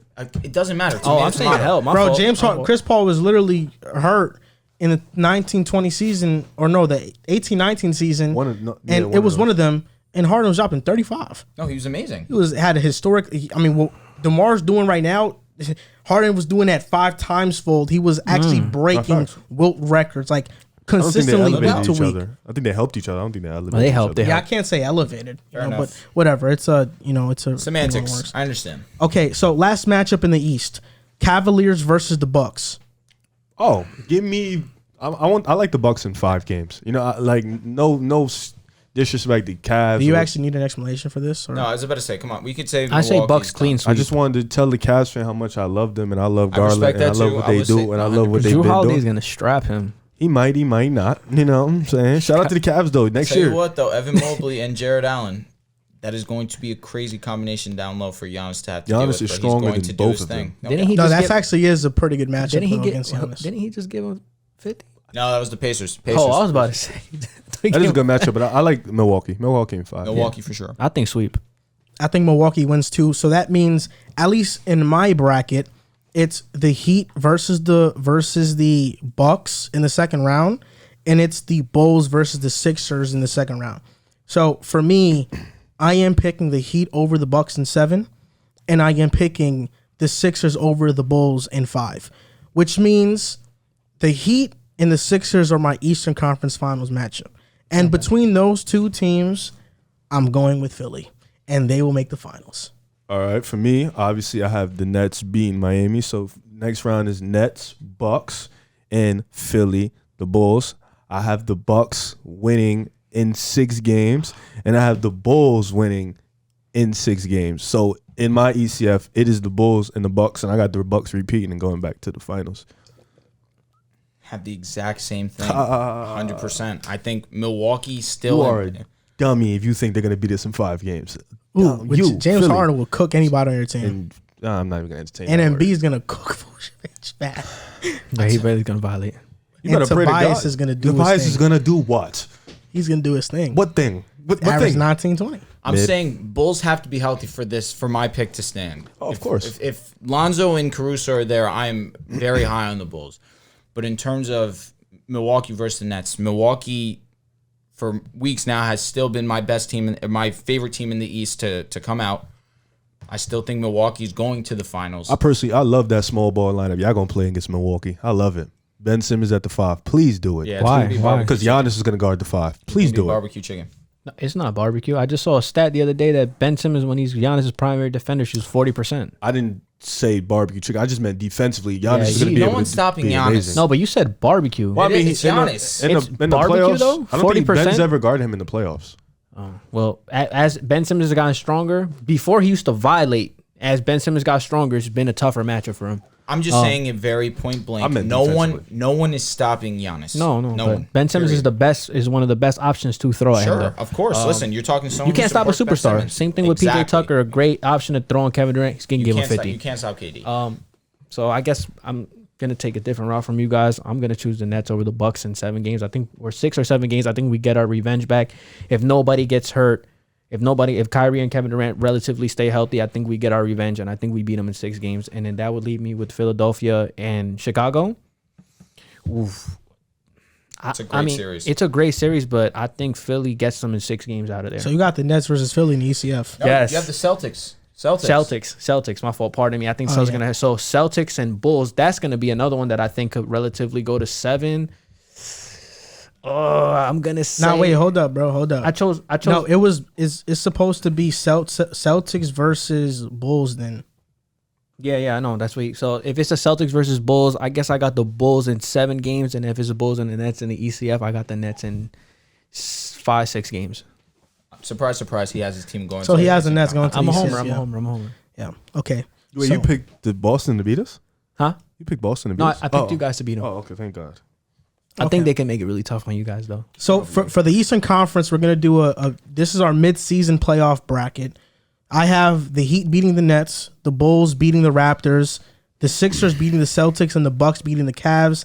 And then in the second round matchups, I have the Heat beating the Bucks, the Sixers beating the Bulls. So then my ECF matchup is the Heat versus the Sixers, and I have the Sixers making the finals. Tell you what, this is very complicated if you don't pay attention. But go ahead. For me, I got this. Just If you don't pay ECF, attention, bro. you're toast. No, I got the Nets beating the Heat. I got the Bucks beating the Cavs. I got Philly beating Boston, and I got the Bulls beating Toronto. And then in the next round, obviously, the Heat are gonna go out and they're gonna play. Damn it, The Nets. the Nets. And then I got the Nets beating. I got. Yo, I told you. It's mad confusing. You have the Bucks beating. You got to start that back. Yeah, I got to start that back. All right, so I got Bucks and Nets is going to be the second round. So let's just do it by first round. First round in your first round. I got the Nets beating the Heat. I got the Cavs losing to the Bucks. I got the Bulls beating Toronto, and then I got Philly coming out and beating Boston. Then in round 2, now I got it. I got the Bucks beating the Nets, and then the Bulls beating Philly. Nice. Now I'm here. And then obviously in the ECF, I got the Bucks beating the Bulls, and now the Bucks are in the finals again. Won't repeat though. 'Cause wait till we get to the West. I'm gonna try and repeat it. Wait, if you have the same thing as him, I do. I think he does. If you have the same thing as him, you don't even got That's to go. crazy. That's crazy. So you guys both have the Bucks in the finals. I do. I mean, they're the most complete team to me in the East personally. So we already did. The first round in the ECF. It would be the Bucks and the Nets. Obviously, I got the Nets in 6-7 games if we all stay healthy. And then on my other side, it would be Boston versus the Bulls, and I think that the Bulls would win that series in about 6 to 7 games. And then the ECF will be Chicago and Brooklyn. I think Brooklyn gets them out of there in 6 games, and I think Brooklyn's in the finals. So I have Philly in the finals. You two have Milwaukee, and you have Brooklyn. So you're the only nutcase that doesn't have the Bulls in the ECF. You really are going to be eating your words. A healthy Bulls team, bro, is nice. I have y'all losing to Philly, bro. Okay. Philly's It's gonna be a great series. Why would I pick you guys over Philly? I mean, you've lost. Well, you've went 0 for 5 with Harden. Literally the last 5 years. You've went 0 for 5. You are not. Golden State, man, and then Russell Westbrook, man. How about the Brooklyn team? And You then almost the lost to injuries, OKC. man. You almost lost to OKC in the bubble. You almost didn't. lost to them. Almost doesn't. He mean blocked shit. Dort. Respect him. He got locked. He got locked. James Harden will definitely lock up Zach though. You think so? What? Zach's giving him 30 30. Now You might give him 40. minimum. onto the Western Conference now. Yeah. First round, Suns versus Clippers, number 1 seed versus number 8. I think it's the Suns easily. Suns in 5. What? Oh, wait. Sweep. No, because wait. Does Kawhi? You said healthy. Does Kawhi and Paul George come They're back? not coming back this Paul year. George has a chance to return. I still get him in 4 games. Okay, well, we're gonna do it like that. If those two don't come back, Suns in 4 or 5 games. Even if like Kawhi's definitely not coming back this year. Yeah. Because it's just PG. Oh, so PG comes back. Suns in 6. Firm. Okay, so PG the comes same matchup Yeah, from Suns okay. in 6. I'm gonna respect the Clippers and their grittiness. They're getting 1 game. That's it. Yeah, you would have thought. Suns in 5. No, I got the Suns in a clean sweep. against the Silly Clippers. rabbit. Easily. I got the Suns now. CG only gets swept by LeBron. Anybody else, he's not getting swept. I got the Suns now. Warriors versus Timberwolves, number 2 seed versus number 7 seed. Warriors in 4 games. Warriors in 4 games. Warriors in 4. This really all depends on Draymond, man. Because if This guy's Draymond, so annoying. bro. okay, you're right. Okay, you're right. Look, I think So annoying. So annoying. this is gonna be a tough series. He's for trying to Golden rod for his Minnesota fans because now he has a fan base over there. So Minnesota loves them some Joel Moran. State. Cat, who's gonna keep up with Cat? Draymond Green. He's dropping 25 and 12 on him easy. Okay. Who's keeping up with Anthony Edwards? Wiggins or Clay. They're They good. can't keep up with him. Okay, he's an And efficient then guy. D'Lo Right. versus Steph. I mean, Steph is better by D'Lo's miles. gonna do what he does against him. And then you have a guy like Jared Vanderbilt, who is just the nonstop hustler. Reminds me a lot of PJ Tucker, man. That's why I love him so much. Word. It's gonna be tough. I got the Warriors, but man, it's gonna be a tough, grinded out 6 games? 7 games. 7 games. Word. Wow. 7 games. Yo, I swear to God, I'll give you $100 if they go 7. All right. Like, it's going to be 4 nasty games. I ain't going to lie. Like, nasty games. Keep going, though. All right, I next finished. series. Next series. There's nothing to Oh, argue. you guys all have Warriors? Yeah, Yeah, bro. clean Come on, sweep. bro. Come on, bro. We're letting you talk. We're letting you talk. Yeah. I would have the Warriors easily too. But Minnesota's on the come up, bro. Yeah, I know. Don't sleep. So now Memphis Grizzlies versus the Denver Nuggets. Jamal Murray should be back. And even still, They said MPJ might be back. Yeah. No, they said gonna come back both of for them. real? They said Jamal both Murray's of them definitely might be coming back. Jamal's definitely. They said MPJ might come back. I still have Memphis in 6 games though. I think Memphis still thugs out that win in 6 games. If they get both back though, that can be really interesting. But I like Memphis. I like their grit, and I like the fact that they play together. And John Morant's on a different level. So I got Memphis in 6. Great series though. Memphis has been one of the more complete teams in the Western Conference, going against a mediocre Nuggets team led by an elite, one of the best players in the NBA, Jokic. He's going to have to do way too much for them to even be competitive in this series. On February 11th, it was reported that Nuggets president of basketball operations, Tim Connolly, shared that he thinks both him and Jamal Murray will be physically cleared to return, hopefully in the not too distant future. But then we're asking them to be in basketball shape by that time. It's a big ask, and especially with the way that the Grizzlies have been playing ball lately. Basically, this whole season, if we're being honest, John Moran is at a whole different level. We saw playoff Ja last season against Utah. He was absolutely fantastic. I'm feeling the Grizzlies. All right. So my pick is predicated off if MPJ and Jamal are being healthy. Nuggets. So if they're not healthy, I got the. Well, I, even if I they're got healthy, Grizzlies they in won't be 6. in game shape. I got Grizzlies in 6. But if they are healthy, I think Denver wins this series in 6 to 7. So you think they'll come back immediately and be great? That's what I'm. That's because I think they would be good enough that Jokic playing well, and the last time based on what you've seen last time from MPJ, albeit MPJ was injured though. Let's keep it real. But he was injured. But it depends. If they can get 20 games under their belt, I would look at this series differently. But for what it is, out of respect, I'll take Memphis. Go on Memphis. I think this is an easy matchup. Okay.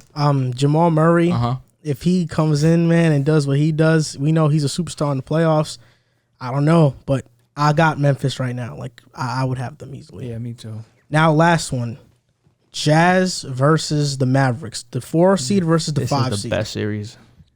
Luka is going to absolutely destroy Royce O'Neal. Utah. But I'm probably one of the last remaining Utah believers at this table. Yeah, you are. I'm going to rob with Utah in 6 games. I think Donovan Mitchell and Luka, they're going to cancel each other out.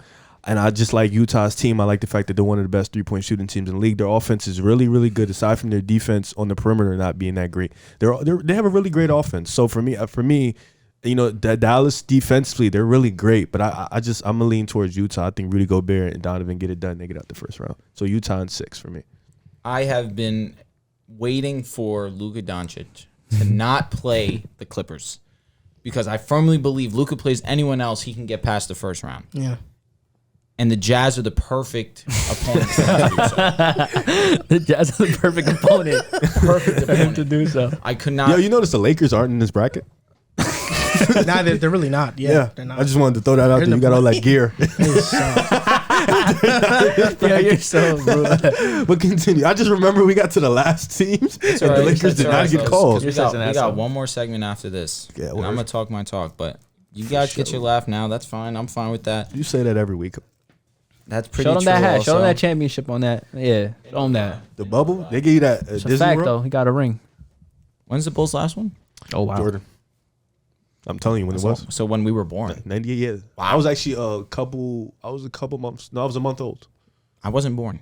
You definitely weren't born. I was born. Sorry, you're young. You're a young pup. Couldn't see it. Born in the same year. I'm younger. You're I after. guess. Sorry. It's true. None of you were born. I was the only one born. Yeah, it's facts. Good for you, bro. Sorry. Old ass. Back to the topic at hand. Luka's going to fry him. It's that simple to me. And it's going to be very intriguing to watch. I said it. You're asking Luka to be the top 5 player that we think that he will be one day. He could one day be the best player in the NBA with that skill set that he has.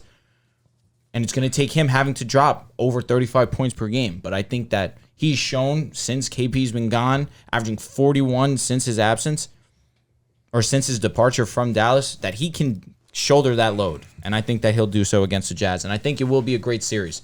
But I'm taking Mavs in 7. Hell yeah. I'm picking the Jazz to win this series. For as much as Donovan Mitchell, for as much as Luka dominates in the playoffs, Donovan Mitchell in his stint in the NBA, his 4 or 5 seasons in the NBA, he's one of the best playoff players that there is. This is a team that we were all talking about in the beginning of the year in the Western Conference that was a contender. And I'm not going to shy away from that. I think that Utah has a competent, better overall team. Defensively, even though the Mavericks are good defensively, I would have to see how Dinwiddie and all those other pieces are implemented in that team. So my faith is in Utah. I think Donovan Mitchell goes off. I think Rudy Gobert finally has a series where he can play well offensively, and he's going to bring it defensively. And I think that Utah wins this in 6 games. I'm sorry, Luka. I don't think you make it out the first round again. Wow. Dallas Mavericks are going to win this series. Amen, brother. They can go small. They can. And that's one of the biggest reasons why I have Dallas in this series. I think Luka's going to average 30 like he usually does. You have guys like Dorian Finney-Smith who can defend Donovan Mitchell. You can't guard him. I think he's a really great defender, though. Can't guard him. And I thought moving KP was the best move for them. They have Dinwiddie now off the bench who can create. Bertans is a knockdown shooter. Brunson has really been great in his role next to Luka. This isn't a good matchup for Utah.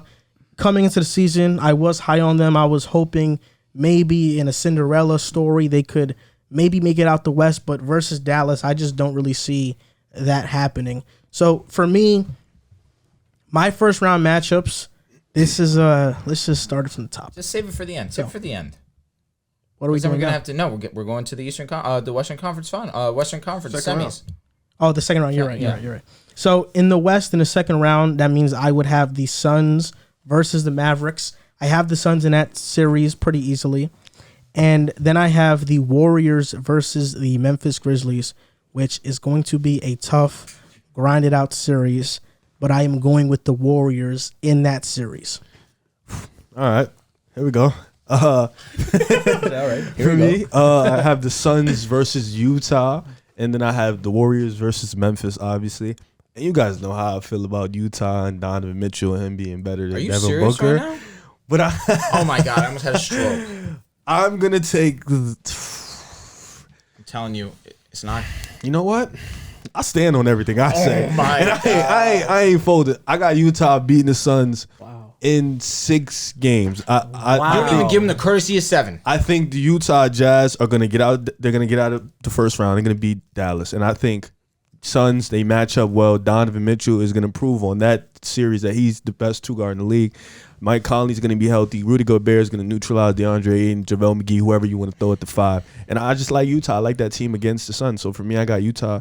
All right, being real the quick, Suns. though. Real quick. If Let that me finish matchup because happens, this next one is. If that matchup happens. Just wait. Trust me, bro. Just wait. $50 on the series. And. All right, there we go. $50. Suns, Utah, if it happens. And Warriors, Memphis. Listen, this is no bias. This is me being 100% honest. I swear to God on my life, there's no bias in this.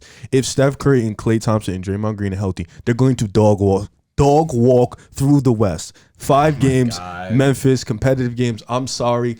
Every team. No bias in my heart. No, there's really no bias in my heart. They're number 2 in the West, and teams have struggled to play against them, and they haven't been healthy. Steph, Klay, and Dre play. I fully believe they can dog walk all the way to the WCF. They're going to beat Memphis in 5 games. And I understand why you say that, because you're hoping that Utah does the dirty work, take out the Suns, so they don't have to play them. No. If the Warriors play the Suns, that's 6 games. Warriors. 6 games, really. Yes, it really doesn't matter who comes out of the Suns or the Utah, because either team they can beat. Mm-hmm. But I got Warriors in 5 against Memphis, and then obviously the Warriors against Utah, and I got the Warriors dog walking to the West. So Warriors Bucks finals for you. Warriors Bucks finals for me. All right, so I got Suns, Warriors, WCF, and Warriors winning that too. So Warriors Philly final for you.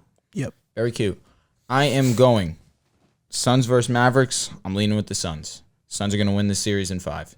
Now, Warriors and Memphis. I think it's going to be a really good series. I don't think it's going to be this cakewalk that you're saying. Dog walk. Similar thing. No. Dog walk is like they're going to this is embarrassing.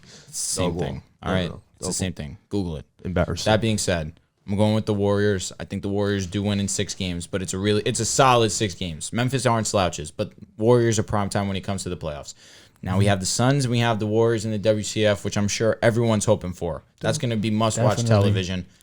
and I'm staying consistent. I'm leaning with the Suns. I think the Suns are.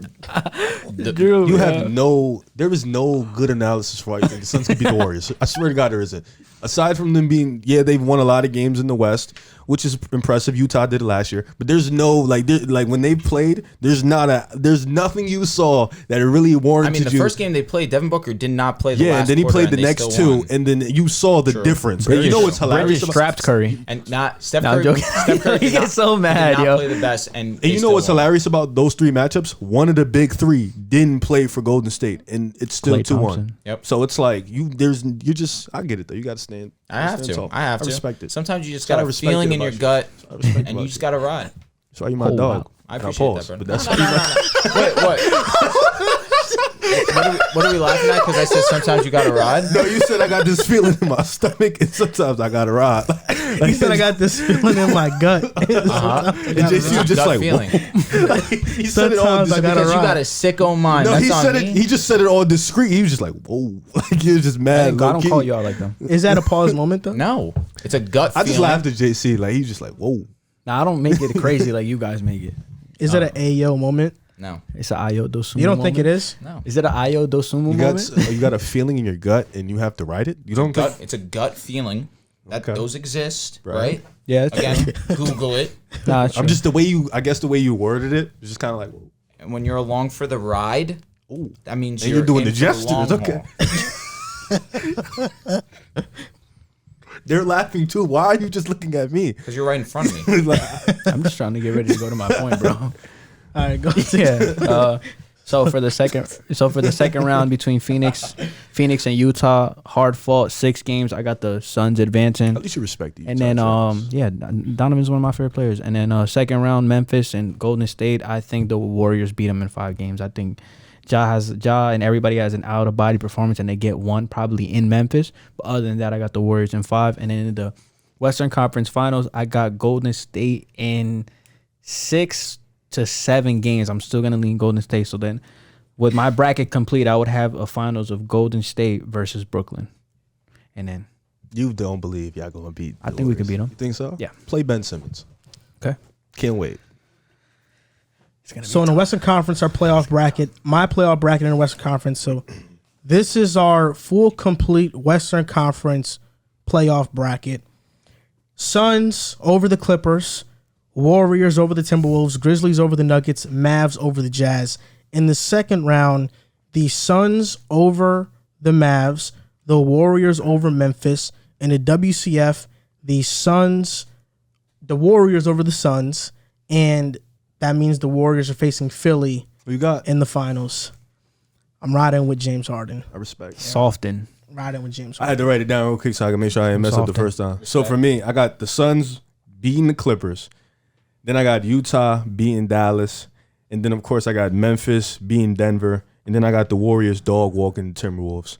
And then in the second round, of course, Suns versus Utah. I'm staying tall. I'm taking Utah to go to the WCF, finally make that push. And then the Warriors are going to dog walk Memphis to the WCF.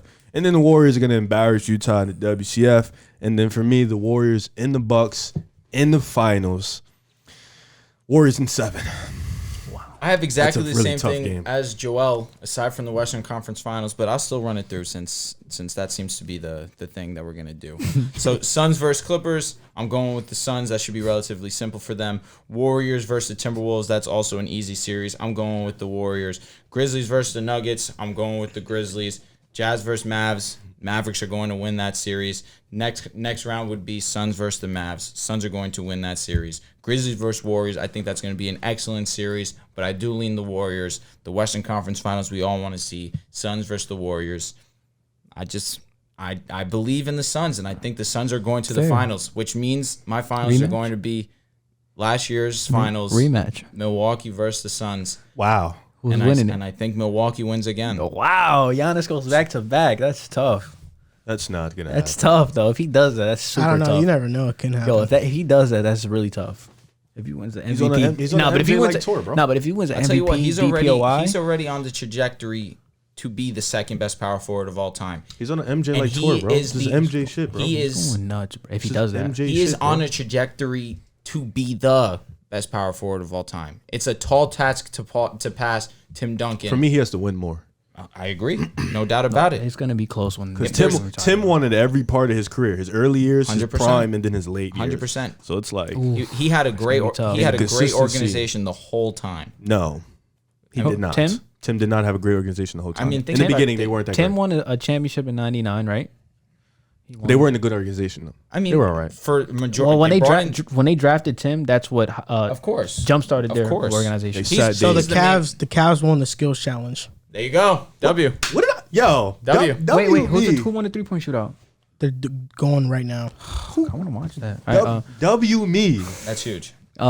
So to just get back on it, I'm looking at the paper. So Suns, Warriors, Grizzlies, Jazz getting out the first round. Yeah, word. I'm bugging. I got the paper right here. I'm wilding. So in the second round, I had the Suns. The Suns versus the Jazz in the second round. I got the Suns in 6, and then I had the Warriors in Memphis.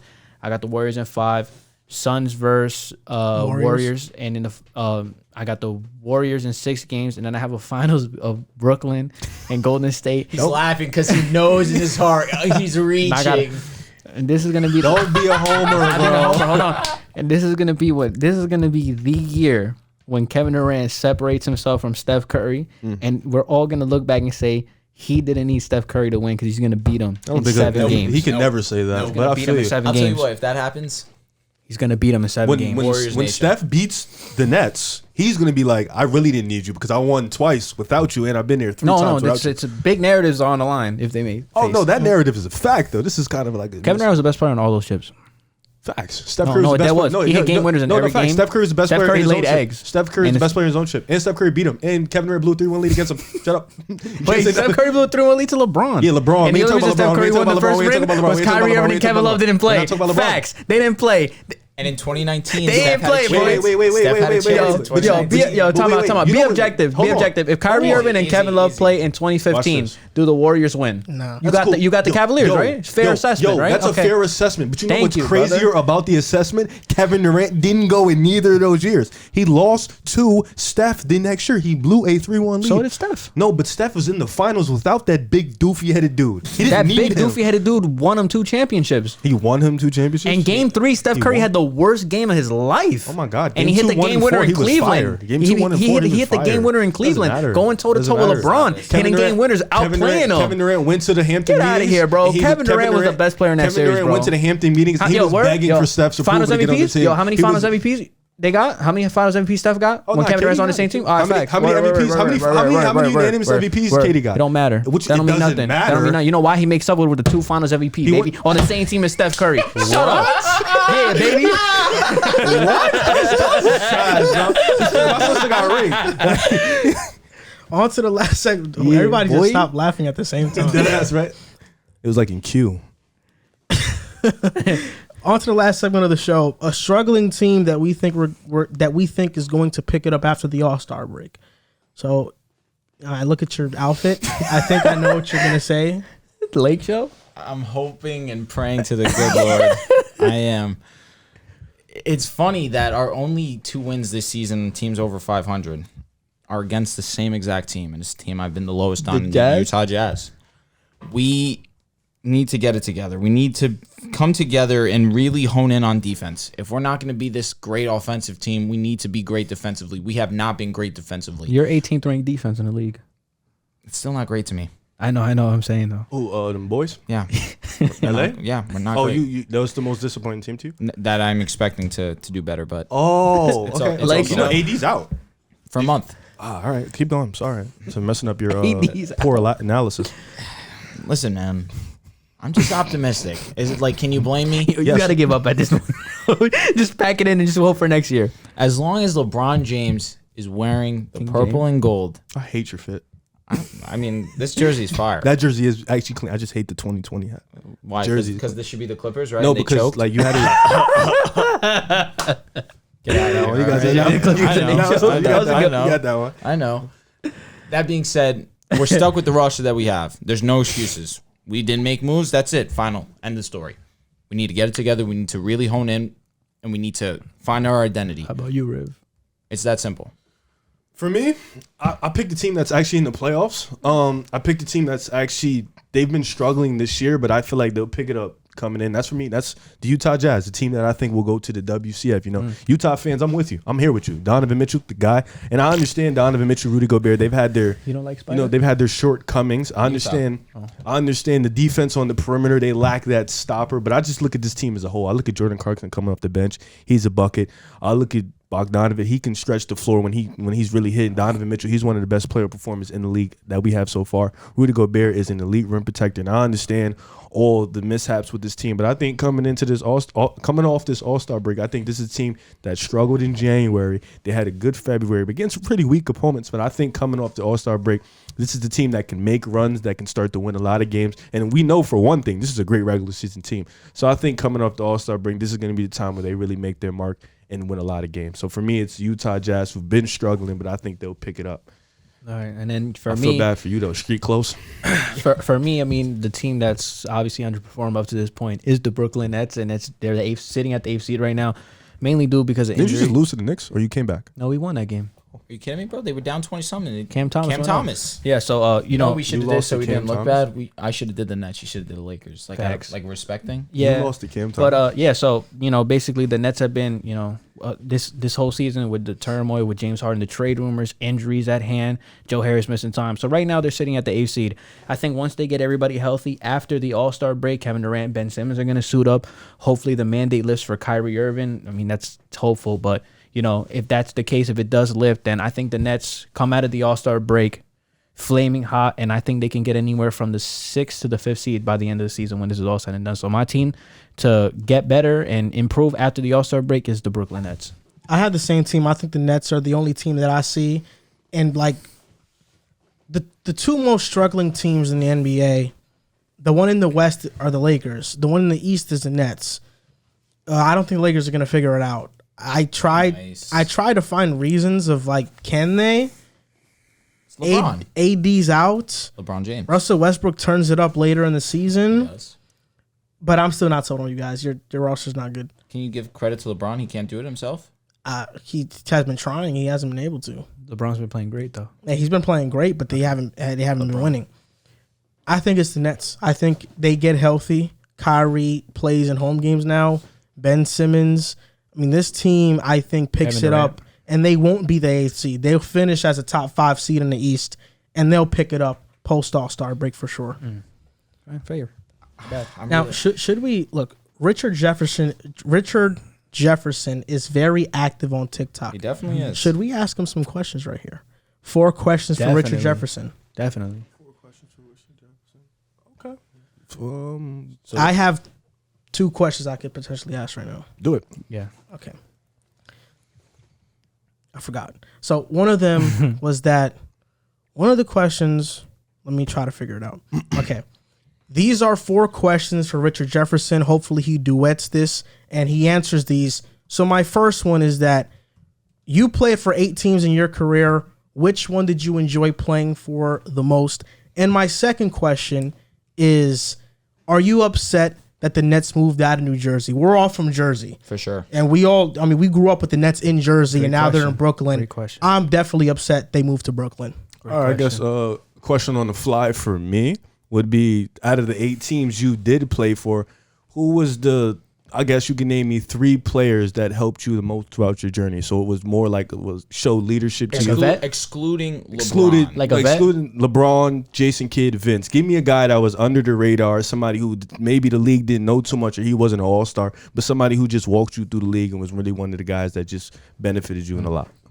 One I could come up with easy is, when you were first coming up into the league, which was the basketball player that you first met that you were really looking forward to getting to know, to getting to finally meet, to play against too, but mostly you're a fan of the game first. You got into the league. Who was that one player that you were waiting to see on the court to just fanboy? Truthfully, like, we all have those moments that if I was going to the league and I saw LeBron James, I don't care. I'm going up and I'm shaking his hand and I'm giving my due diligence. That's just the respect that some players earn. So which was that player for you, Rich? So I have 2 questions for Richard Jefferson. Number one, obviously, I'm a big Nets fan. You know this. So I'm going to ask you this question. The year that you averaged 23 points per game and you got snubbed from the All-Star game, Do you think that you should have gotten in? Because I do. And who do you think that you should have replaced? And another question I have for you is winning a championship in 2016 with Cleveland, are they more memorable than those Nets years? Because it seems to me that you have a soft spot for the Nets. But does that one championship team make you love the Cavaliers more than the Nets franchise? Great questions. This is going to do it for episode 156 of the Pickside Podcast. Hopefully you guys enjoyed this episode. Thank you guys for listening, and we'll see you next time.